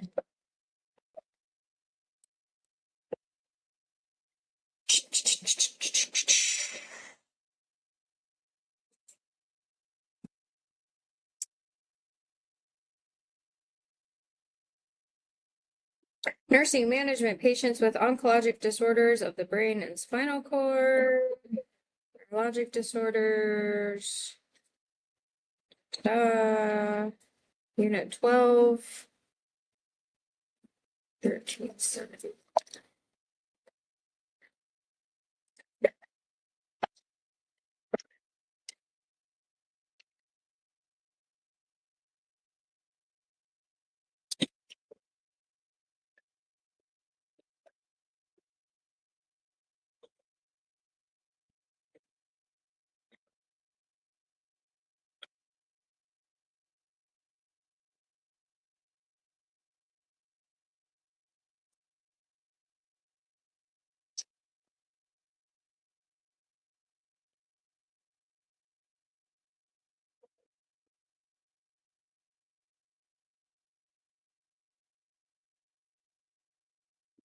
Almost there.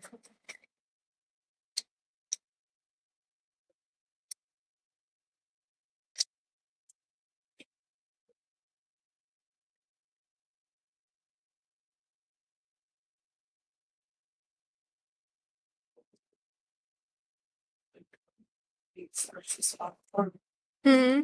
That looks like 48 starts the spinal cord. Okay, that's what page I'm on. Here we go. Okay. The chart is on 1430. Table 44-3. Functional abilities by level of spinal cord injury. Page 1430. So,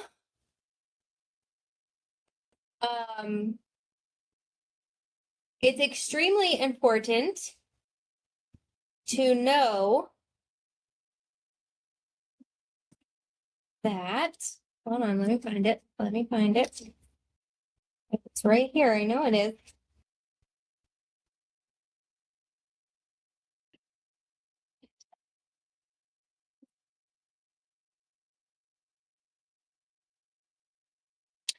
I thought it said it somewhere in here.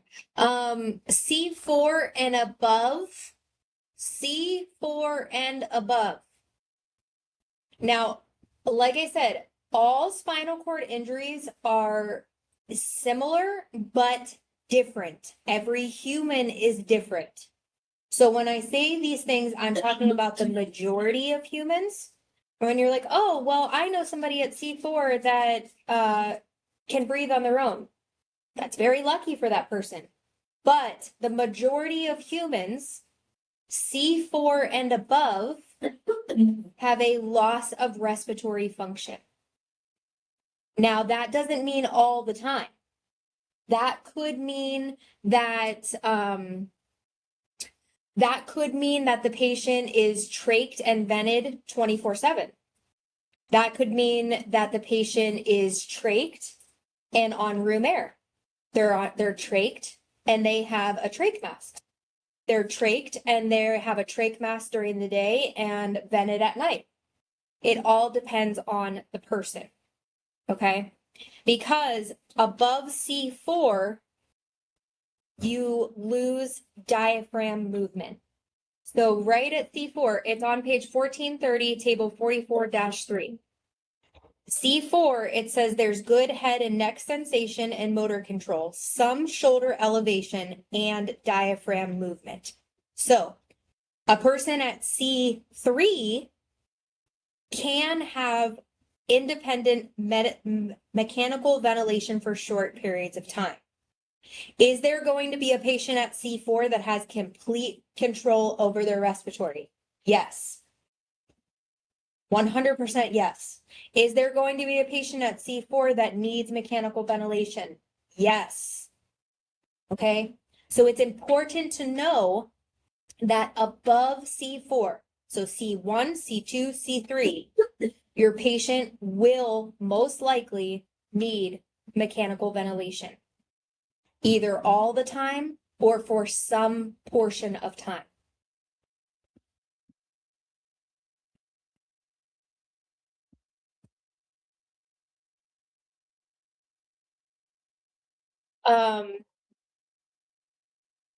So C4 and above is, or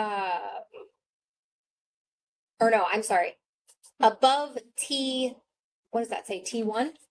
T1 is quadriplegic, quad meaning 4. So paralysis of 4 limbs.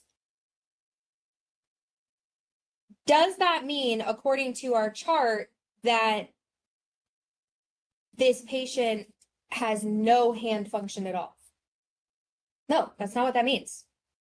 All the way to C8, there's full elbow extension, wrist plantar flexion, and some finger control. So there is a level of paralysis in the hands. It is not full paralysis. Because if you see, starting at T1 to T5, there's complete full hand and finger control. So literally the difference between one vertebrae is the difference between full hand control versus very limited finger control. Okay? So remember, this is the majority.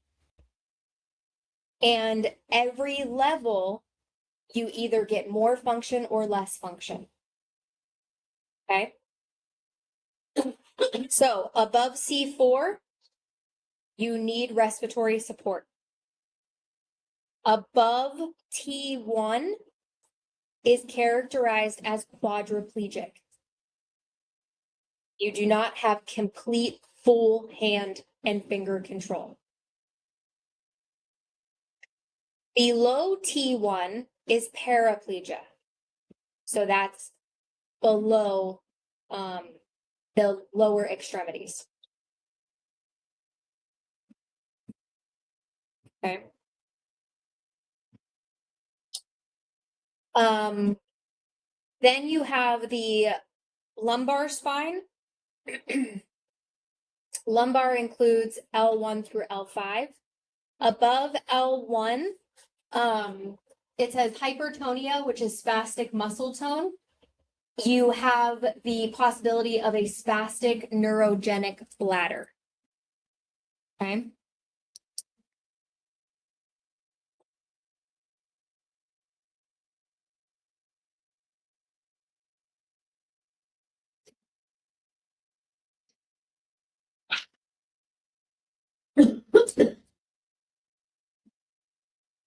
Where in...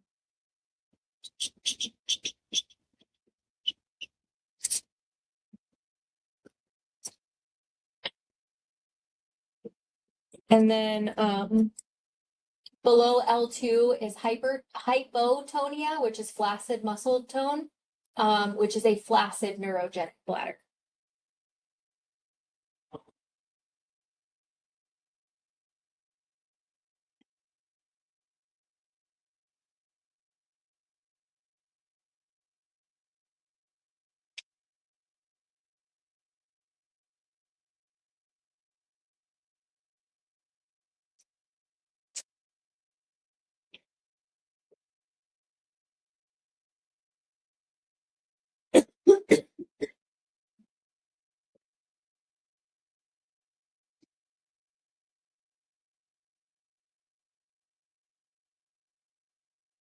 Sorry, I'm just looking in the book to see if I see anything important that I want to say.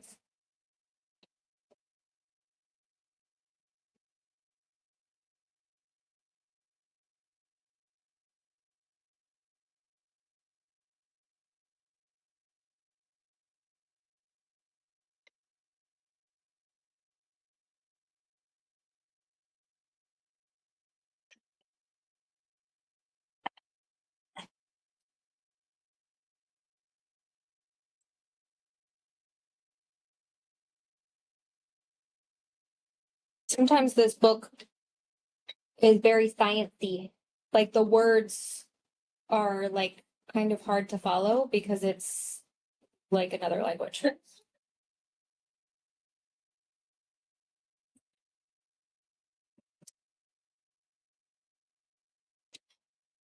Emergency management is always going to be important. So immediate management at the scene of injury is critical. I mean, we all know that if somebody falls or whatever, like you're not supposed to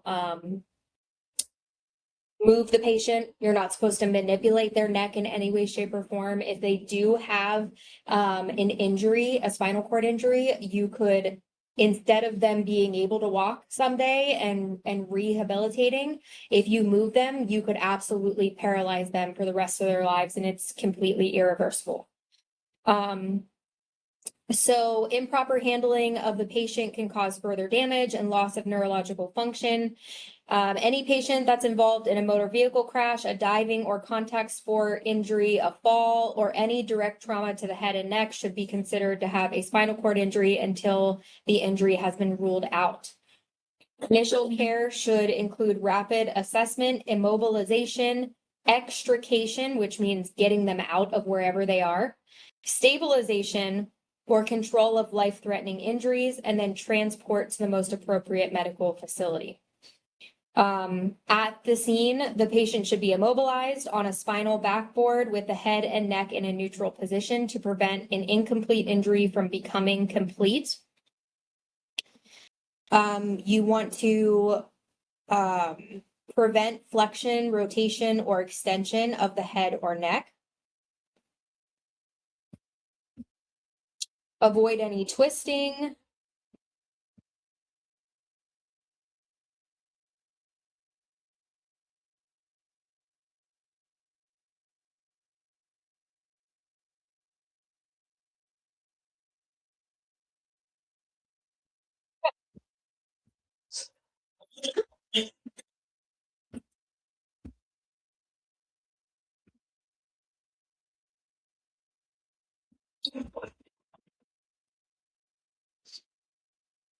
Okay, so symptoms of a spinal cord injury, obviously a loss of sensation below the injury, loss of motor function below the injury, loss of reflexes below the injury, and then bladder or bowel dysfunction.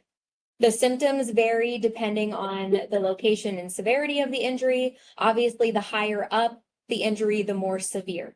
Okay, so important. The complications are very important. So, spinal and neurogenic shock, they start on page 1432 and go into 1433. So, neurogenic shock is the loss of communication between the sympathetic nervous system and the nerve impulses. Okay.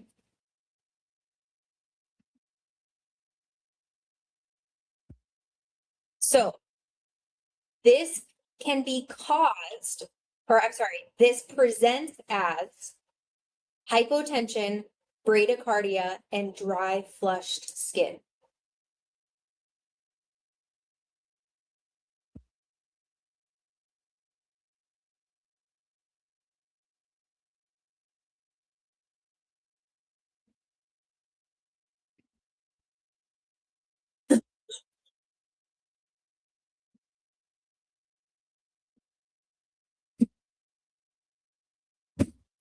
So it says neurogenic shock develops due to the loss of autonomic nervous system function below the level of the lesion.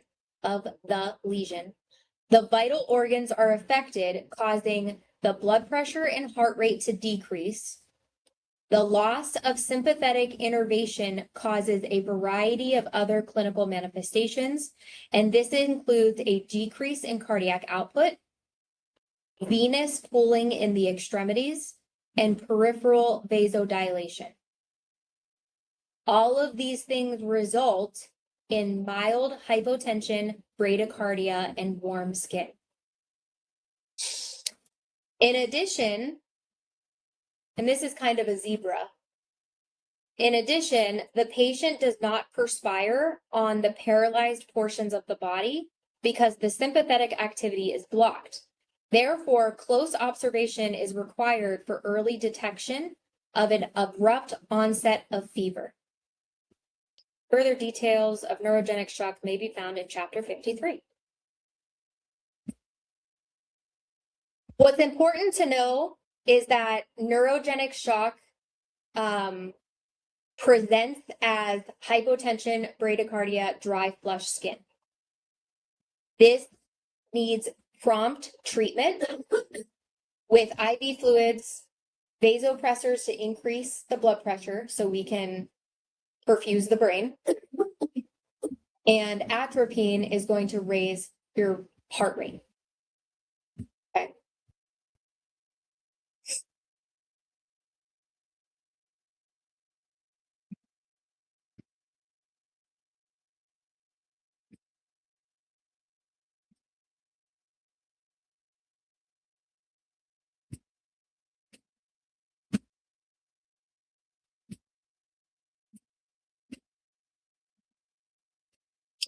So it says that neurogenic shock typically results from high spinal cord injuries above T6.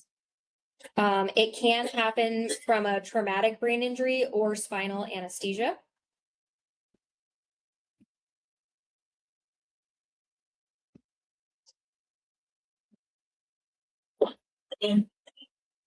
So what it sounds like to me is that this happens, and I feel this happens right after injury, is what it sounds like to me, like in the initial phases of injury.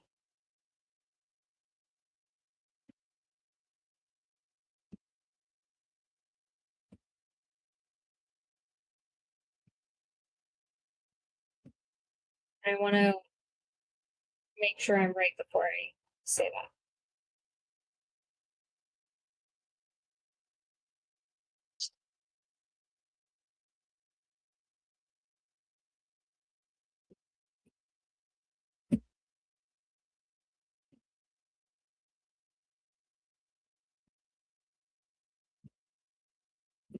Yeah, I'm pretty sure it happens like in the initial phase. It can happen after a spinal cord injury. So the difference is, and I want to make sure you guys know this, because autonomic dysreflexia, what we're going to talk about next, can happen at any time after a spinal cord injury, forever and ever. It can, and what I was trying to look at and distinguish is, does neurogenic shock only happen after the initial injury, or can it happen months later, years later? That's what I was trying to figure out. But I'm not getting a clear answer, which is annoying.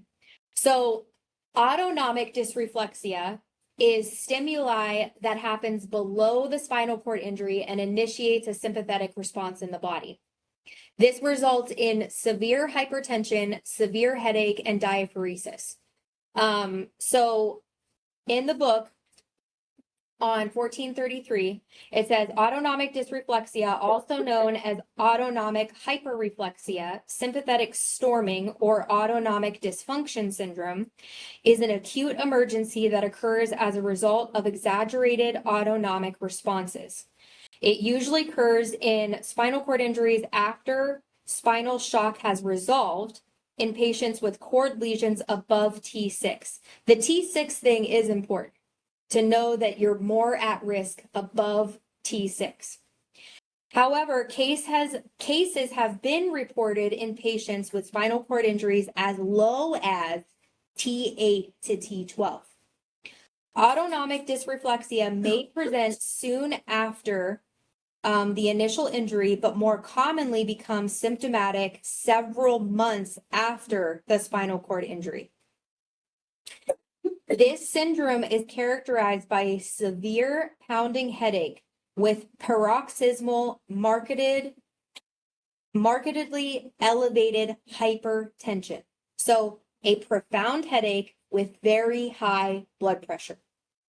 Profuse diaphoresis, so profuse sweating. most often of the forehead, nausea, nasal congestion, and bradycardia. Pale skin is often observed below the lesion. The sudden increase in blood pressure may cause a rupture of one or more cerebral blood vessels or lead to increased ICP. Prevention is key. Several stimuli. Go ahead. I'm sorry to interrupt. And you said this is the autonomic dysreflexia. That's the symptom. And that's months after the incident. It says it can present soon after the initial injury, but more commonly becomes symptomatic several months after the spinal cord injury. Okay. So it's important to know the stimuli and how this happens. Several stimuli may trigger this reflux. A distended bladder, which is the most common cause.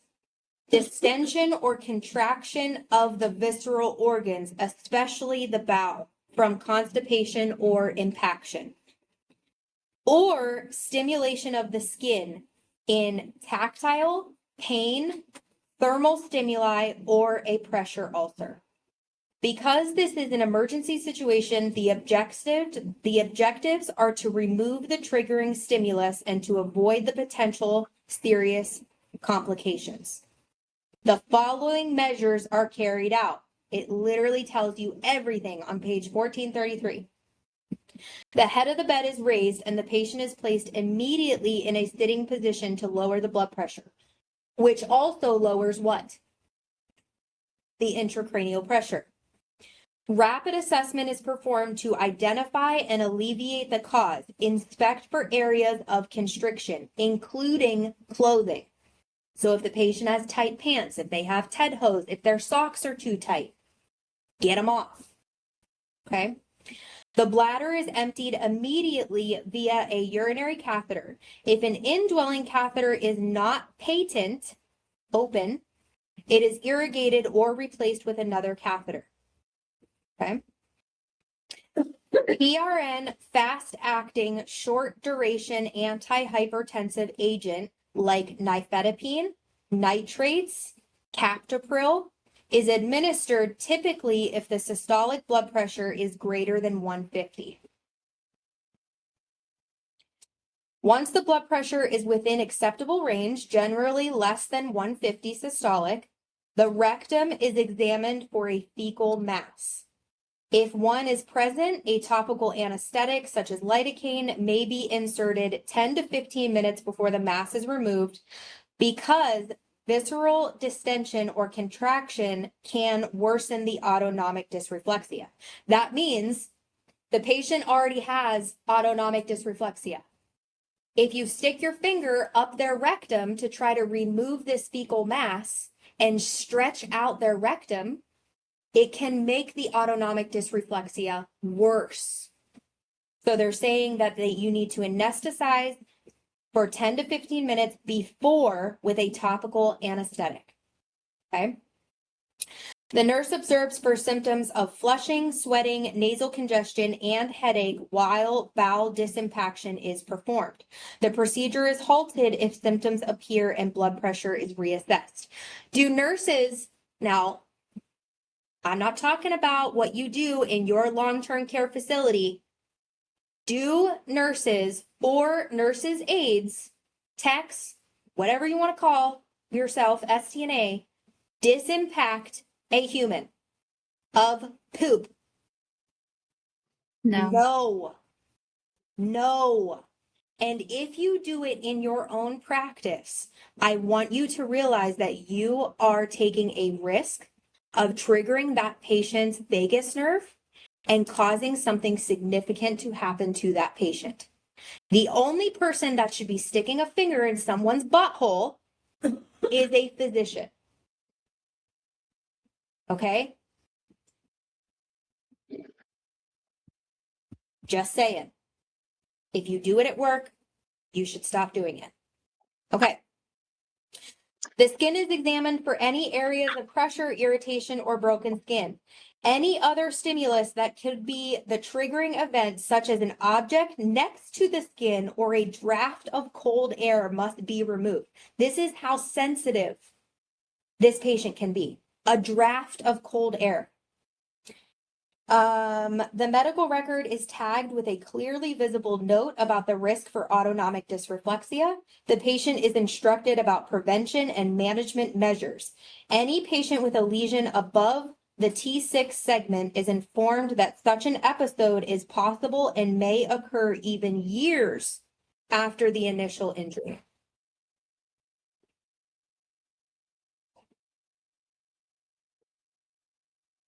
So, this is a huge education aspect for your patient because this could happen to them at any point in their lives after their spinal cord injury. And it is a medical emergency. Okay? So, this presents severe hypertension, severe headache, diaphoresis.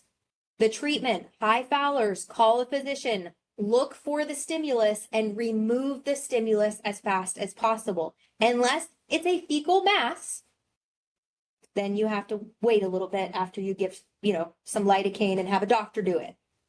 Okay? Now, if it's and my patient is dying because of a fecal mass and they're like stroking out in front of me, am I gonna get it out of their butt? Yeah, I am.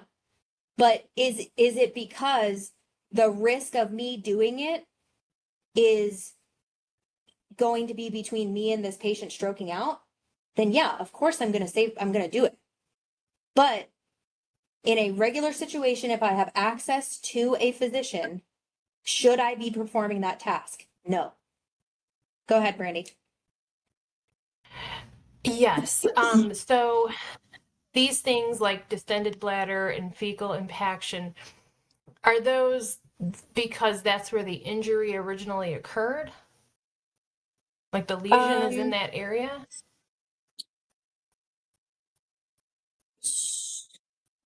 It's because, hold on. I want to answer that right.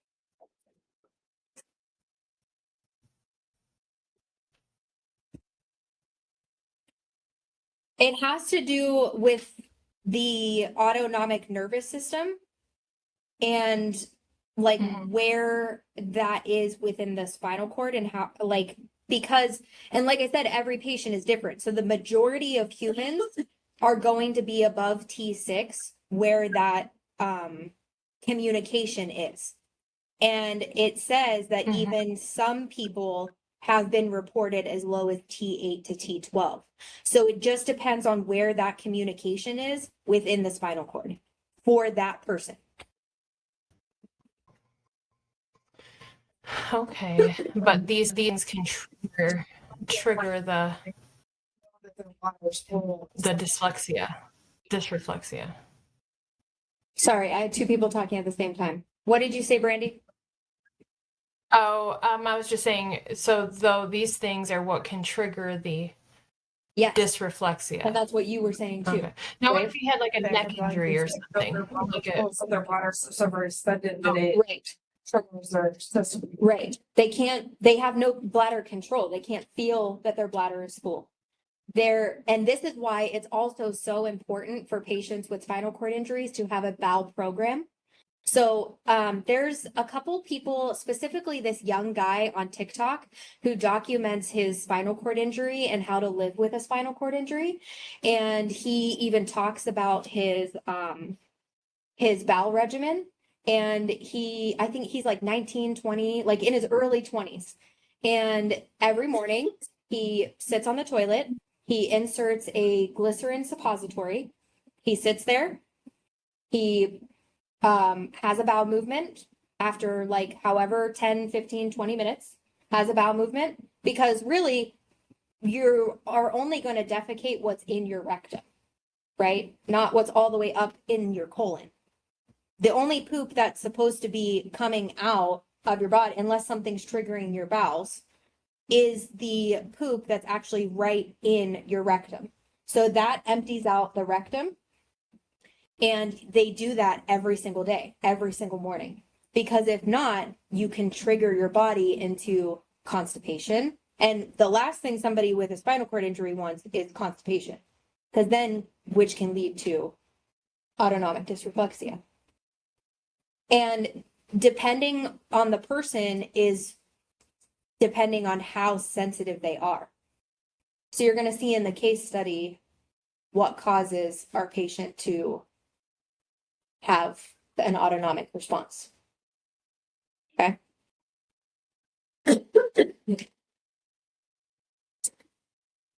Okay.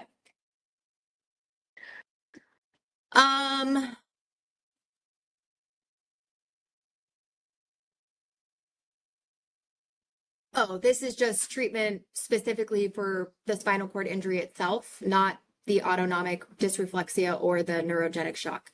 So for a spinal cord injury, they're going to give steroids to decrease inflammation of the spinal cord, because spinal cord compression can cause even more damage to the primary injury.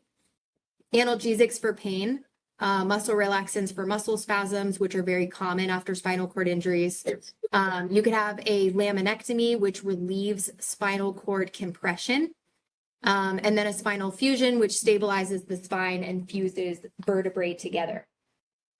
Obviously, in the acute phase, stabilizing the spine and maintaining the patient's airway is going to be your most important thing. And it reminds you that C4 and above causes the loss of respiratory function. So make sure you're worried and assessing your patient's airway. Ongoing care, log roll. You never want to twist the patient. Vital signs, breathing, monitor for complications, Q2 turns. Provide emotional support, range of motion exercises, PT, OT.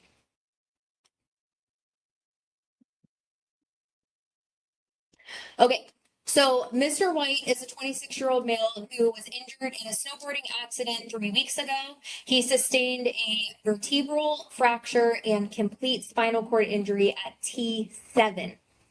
His fracture has been stabilized with rods and screws. The plan is for him to be discharged home in 3 days with home health and family care. So, considering the level of spinal cord injury, do you anticipate any concern for respiratory weakness? No. No.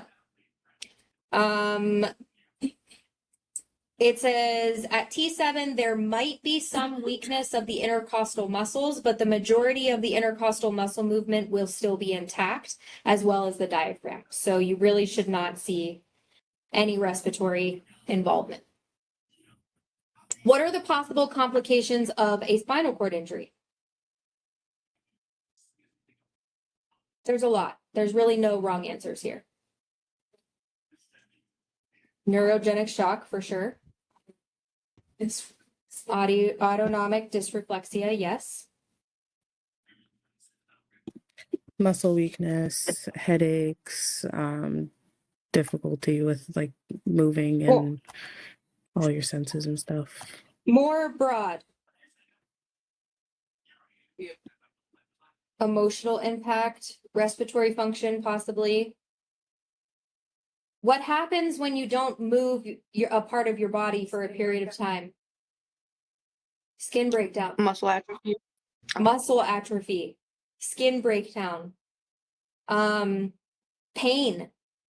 Neuropathic pain. Nerve pain is real. What about elimination?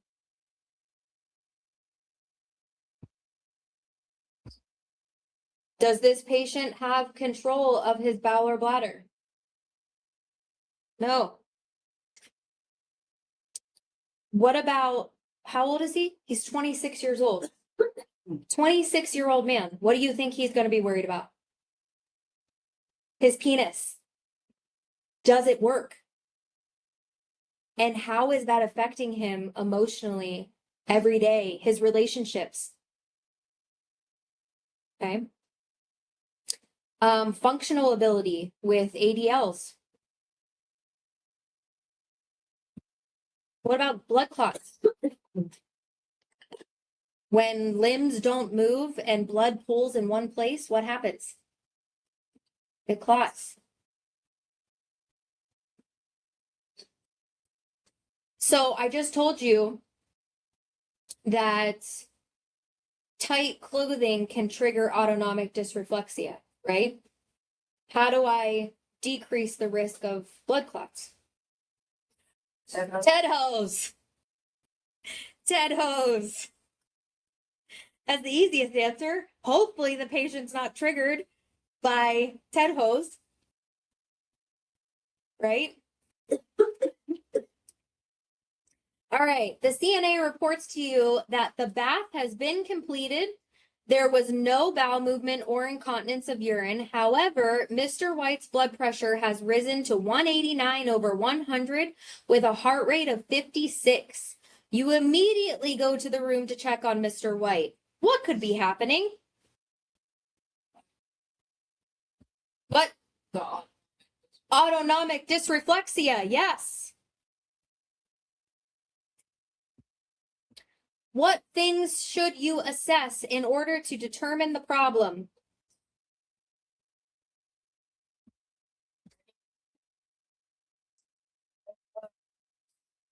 Okay, so I hear bladder scan, tight clothes.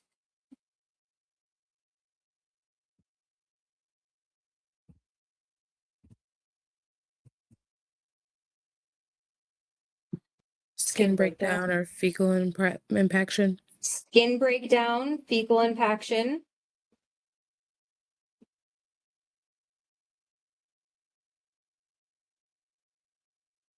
Temperature. If he's sitting up. The red flashlight vital says. Well, it said even a draft. A draft from a window. I mean, granted, in the hospital, newer hospital, at least the windows don't open because people were jumping out of them. Which is very sad. Very sad. Okay, so it says you would need to assess him closer, get a temperature, ask about symptoms, assess bowels, bladder, skin to see if there is a specific irritating source. So you note that Mr. White is warm to touch. His temperature is 103.6. You palpate his abdomen, which is soft and non-distended. His bladder is also non-distended. He tells you he started to feel very anxious. You ask the CNA to help you turn Mr. White and you find a washcloth has been left under his back. What is going on with Mr. White physiologically?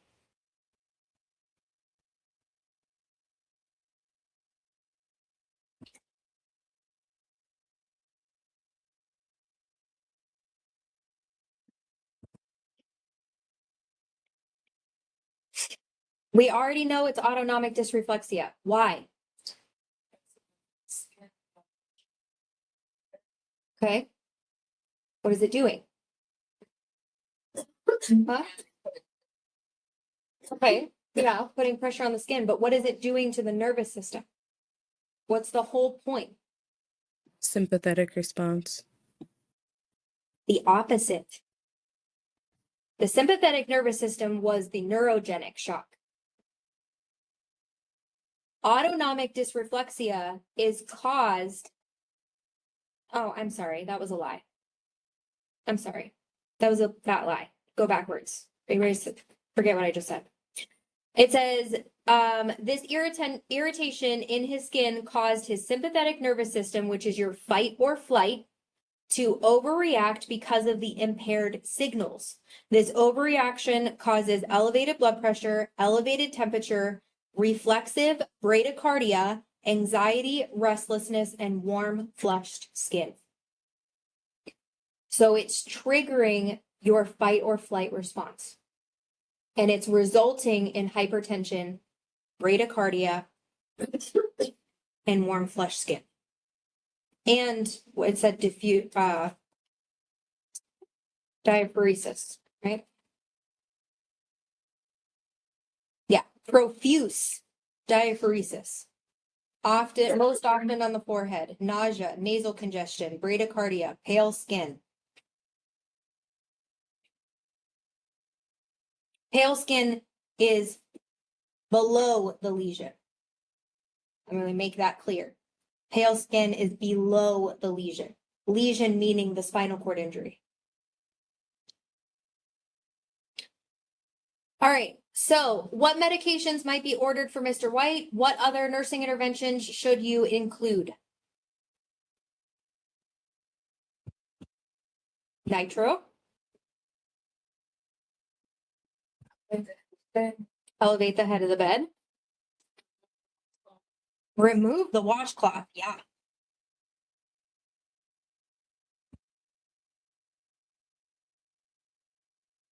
He has 103-degree temperature. Faster than Tylenol. A cooling down. Passive cooling like ice or cool cloths. When we have somebody with a really high temperature, yes, you want to give antipyretics, but you have to remember the high temperature is being caused by the autonomic dysreflexia. If you remove the trigger, he will normalize, right? This isn't a fever brought on from infection that you need to lower.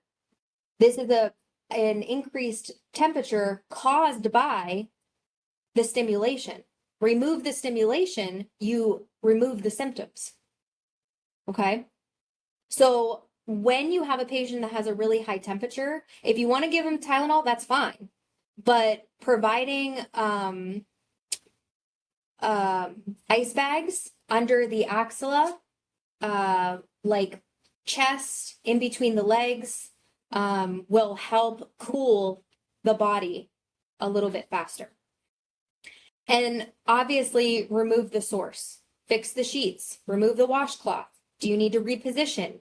If it's the bladder, empty the bladder. If it's the rectum, start the process of disimpaction or an enema or suppository, something to relieve that disimpaction. So together with the CNA, you remove the cloth, straighten Mr. White's sheets, make him comfortable. You provide a cool cloth for his forehead, place a small ice pack under each armpit. You administer nitroglycerin 0.4 milligrams sublingual as ordered. In 5 minutes, you recheck and his blood pressure has come down to 142/90. His heart rate is 70. He reports his anxiety is decreasing and his temperature has come down to 100.6. What would you discuss with the CNA to prevent this from happening in the future?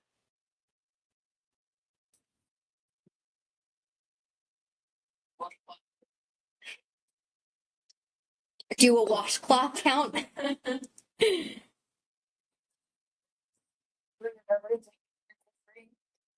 But really, what does it all come down to? Education. Education and prevention. Okay. As a nurse, and I understand, especially when you first become a nurse, unless you're a jerk and you like to just boss people around, it can be difficult to not only delegate tasks, especially if you were an STNA or a patient tech or an aide before you were a nurse, and you know the way that it feels to have a nurse take advantage of you and tell you to do a million things, and they're sitting at the nurse's station chit-chatting with their friends while you're running around like a chicken with your head cut off. Delegating and educating doesn't have to be like that. Okay? It's a mutual respect between two specialties.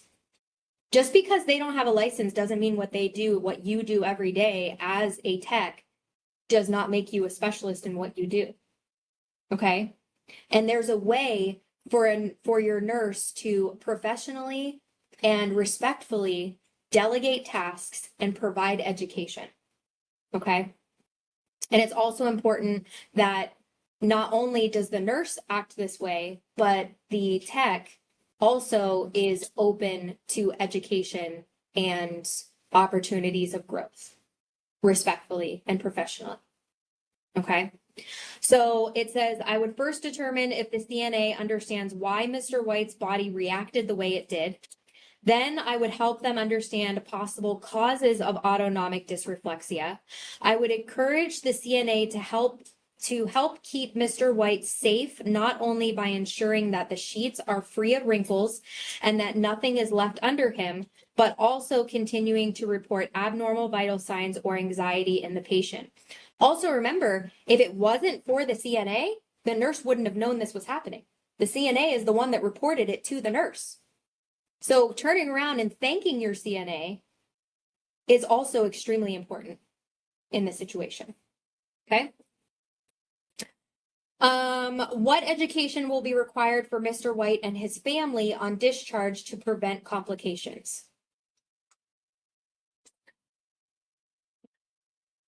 Signs and symptoms, for sure.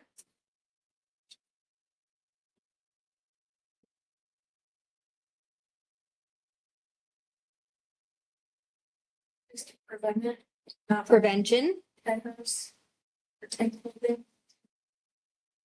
Prevention.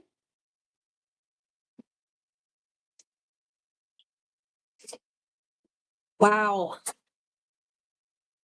40 people, and I got 2 people that are talking to me. 40 humans in front of me. All right. Mr. White's family needs to know signs and symptoms of autonomic dysreflexia to look for, as well as the instructions and methods for treatment, including the use of sublingual nitroglycerin or chewable nifedipine. What classification of drug is nifedipine? It is a calcium channel blocker, yes. His family should also be taught how to monitor his vital signs and how to prevent the development of autonomic dysreflexia. His family should also be taught how to perform range of motion exercises, proper turning and positioning to prevent contractures or pressure ulcers. They should also know what to report to the provider, including signs of pneumonia, DVT, or pressure ulcers.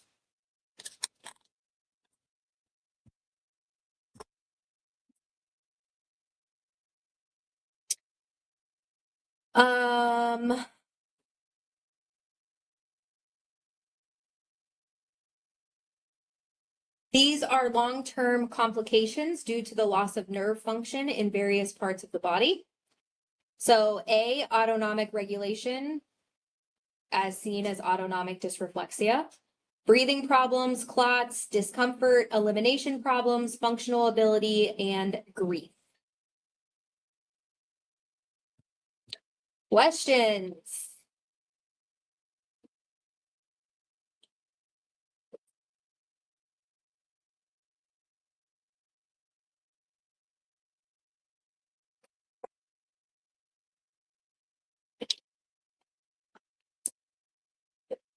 Nothing at all.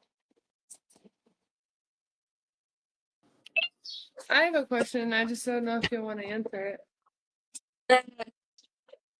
Okay. When will we have key points? I always like to try to do it by Friday. My goal is always Friday. Does that always happen? No. But that's the goal.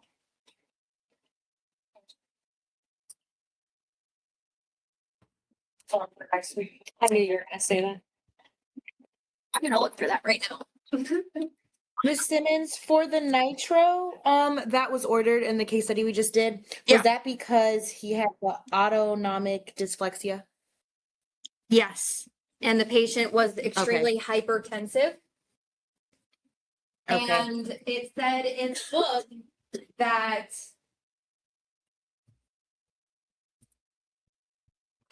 extreme hypertension like that can cause cerebral arterial rupture.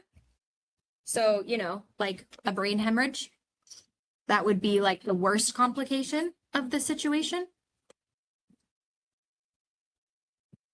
Okay, thank you. So the next thing we're going to do is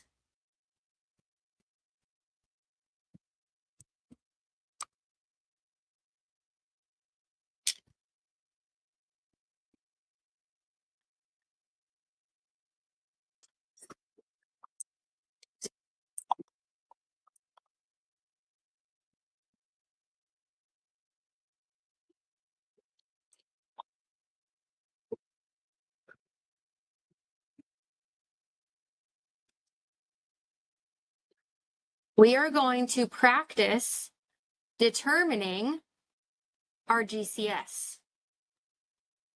So I am going to give you a situation. Pull out your paper because this is not a test. This is practice.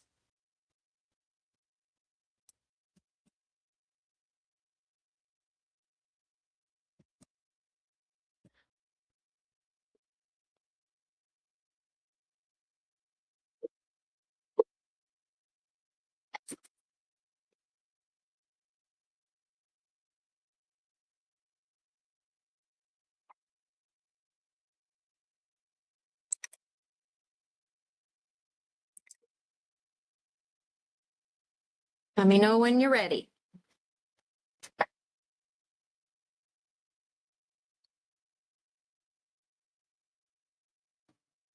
I'm ready. Ready? Okay.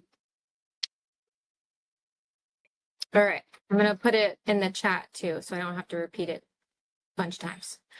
All right. So a patient opens their eyes only when you call their name, speaks in confused sentences, and withdraws their arm when you apply nail bed pressure.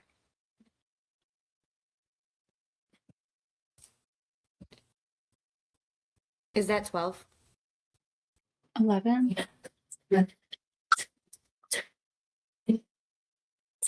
So my answer is 11. Eye opening to voice would give us a 3. Confused conversation would give us a 4.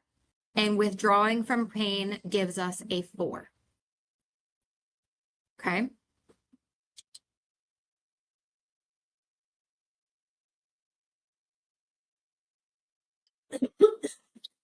All right, second one.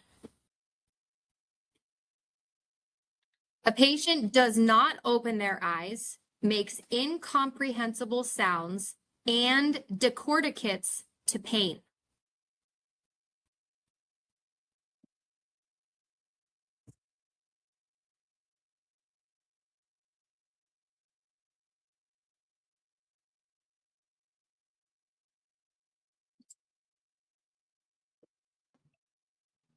That's 6. Good. Did everybody get 6? Yep. Okay. So no eye opening would give us a 1. Incomprehensible sounds would give us a 2. And then decorticate flexion would be a 3.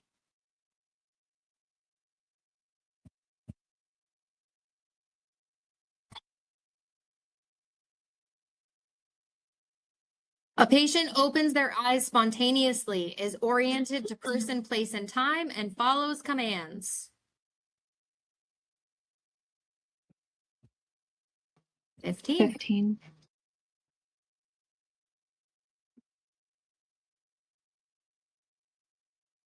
Good. A patient opens their eyes to pain, produces inappropriate words, and localizes pain.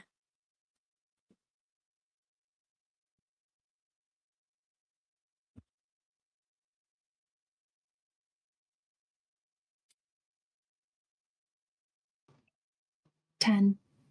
Did everybody get 10? Good. So eyes to pain would give a 2, inappropriate words would be a 3, localizes pain would be a 5.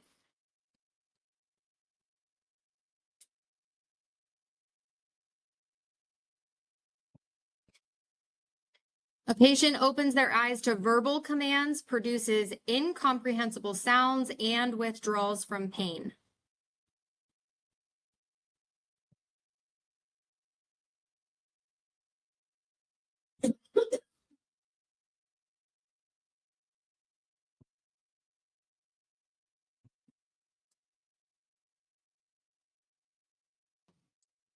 I got 9. So this would be a 9. Eyes to voice would be a 3. Incomprehensible sounds would be a 2. Withdrawals from pain would be a 4. Okay.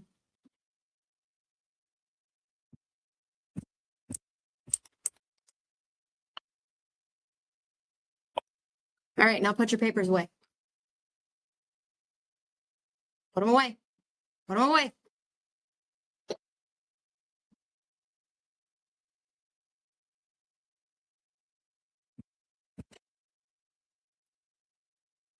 And no shouting out answers because I want people to have time to think about it in their brains because they're not looking at a piece of paper. Okay. A patient opens their eyes when painful stimuli is applied, produces confused conversation, follows simple commands such as squeezing the nurse's hand.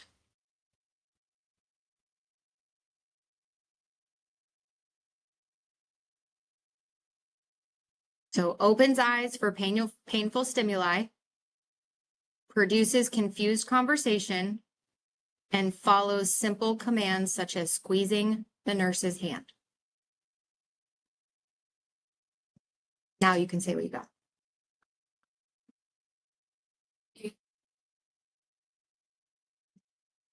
Twelve. 12.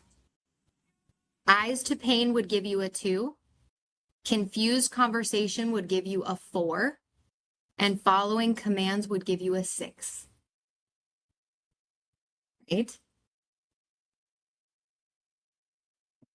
See, it gets harder without the paper in front of you. Is there a paper that we're supposed to be looking at? It's in the PowerPoint. One of the slides. The Yeah, slide it's is one of the. it's called completed on every patient. It doesn't show like a slide number. Oh, 16. Sorry. Slide 16. All right. A patient does not open their eyes, does not produce verbal sounds, and demonstrates discerebit posturing in response to pain.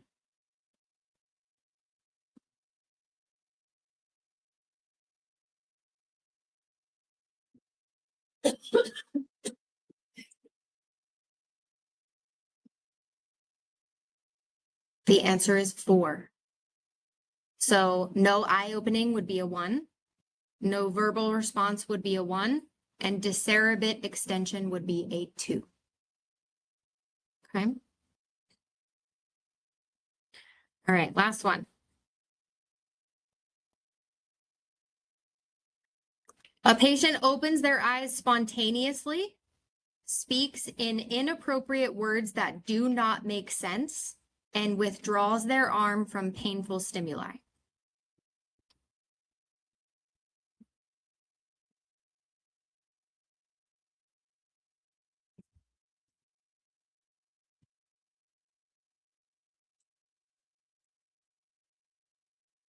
It's 11. So the answer is 11. Eyes spontaneous would give you a 4. Inappropriate words would be a 3. And withdrawing from pain would be a 4. Okay. Miss Simmons? Yeah. What does localizes pain mean? Like versus obeys commands and draws away from pain. So localizes pain. Okay.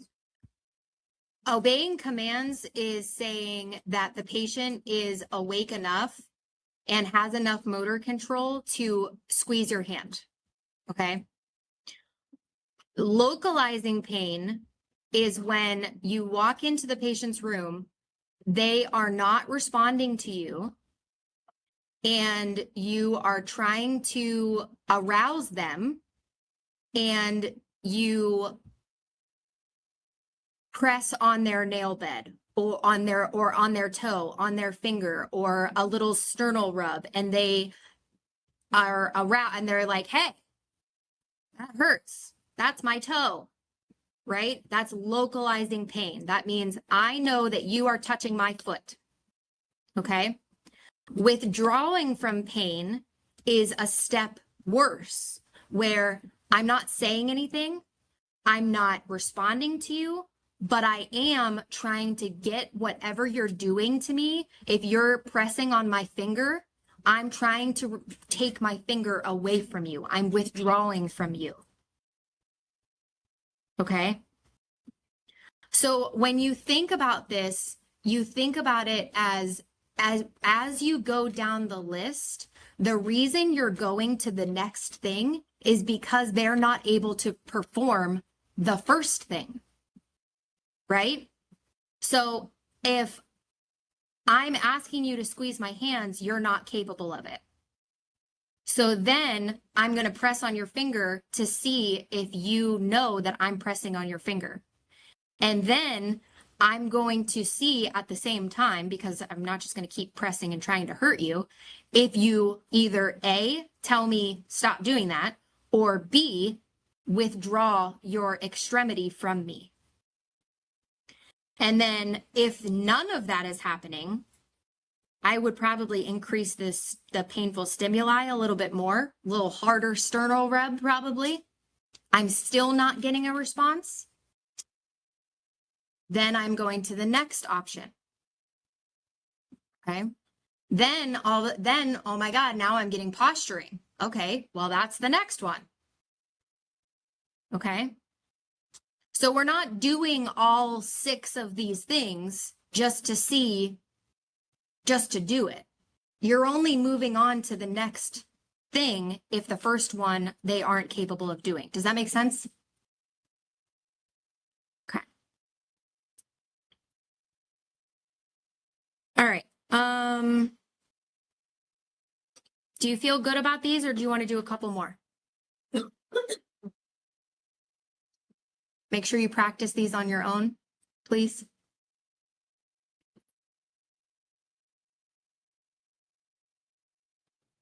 We will probably see these on the test, kind of like the AGV. I would say so, yes.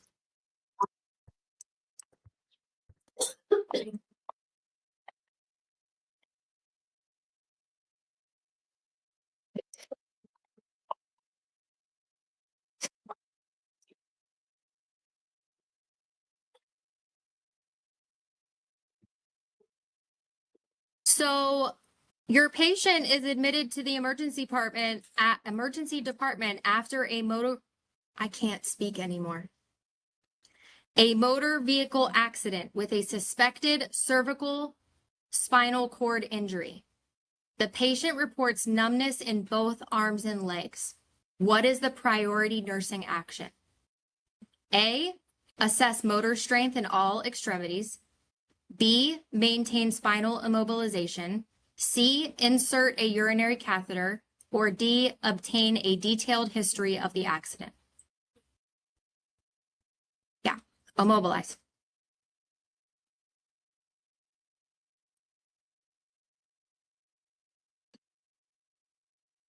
This is a good one.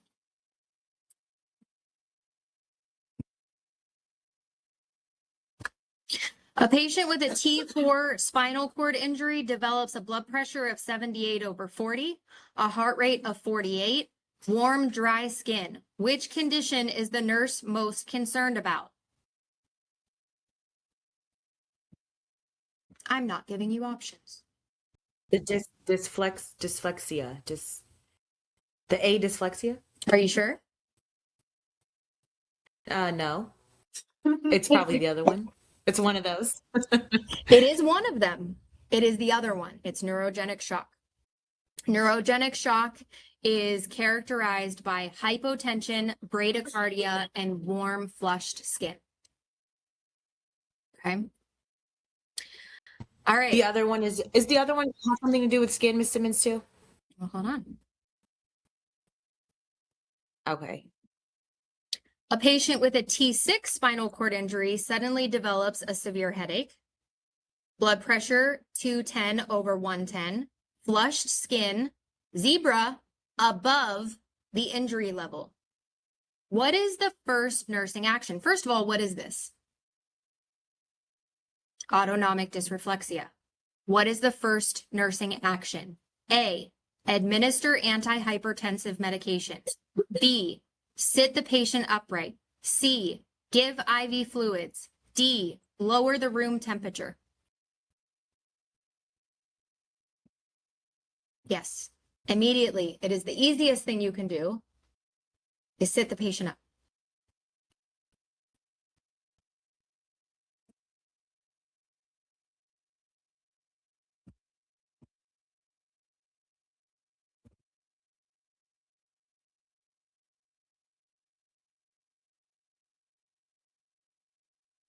Okay.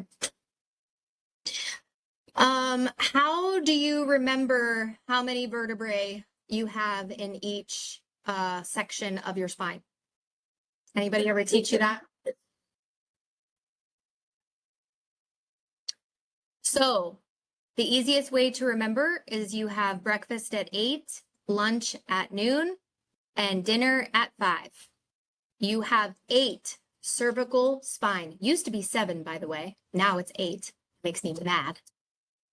I don't know when that changed, but it did change in the last 8 years. Anyways, breakfast at 8, you have 8 cervical spine. Lunch at noon, you have 12 thoracic vertebrae. And dinner is at 5. You have 5 lumbar vertebrae. 8, 12, 5. Breakfast, lunch, and dinner. Okay.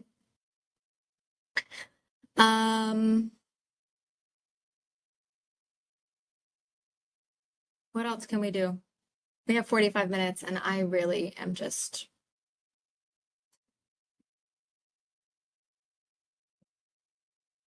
over it.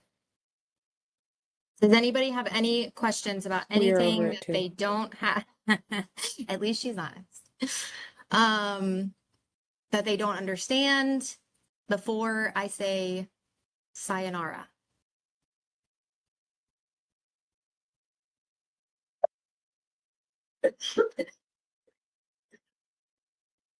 Anybody, anywhere? Okay. If you need to go take your math test, please go do so. It's at 2:30. Please pass it. Okay. Yeah. Key points by Friday. I really feel like I highlighted a lot of things you need to know. Like a lot. Like, I mean, I'm gonna give key points, but I feel like I already gave you key points, if I'm being honest with you. Okay? So, yeah. Okay, bye. Bye. Thank you. Just like 5 minutes.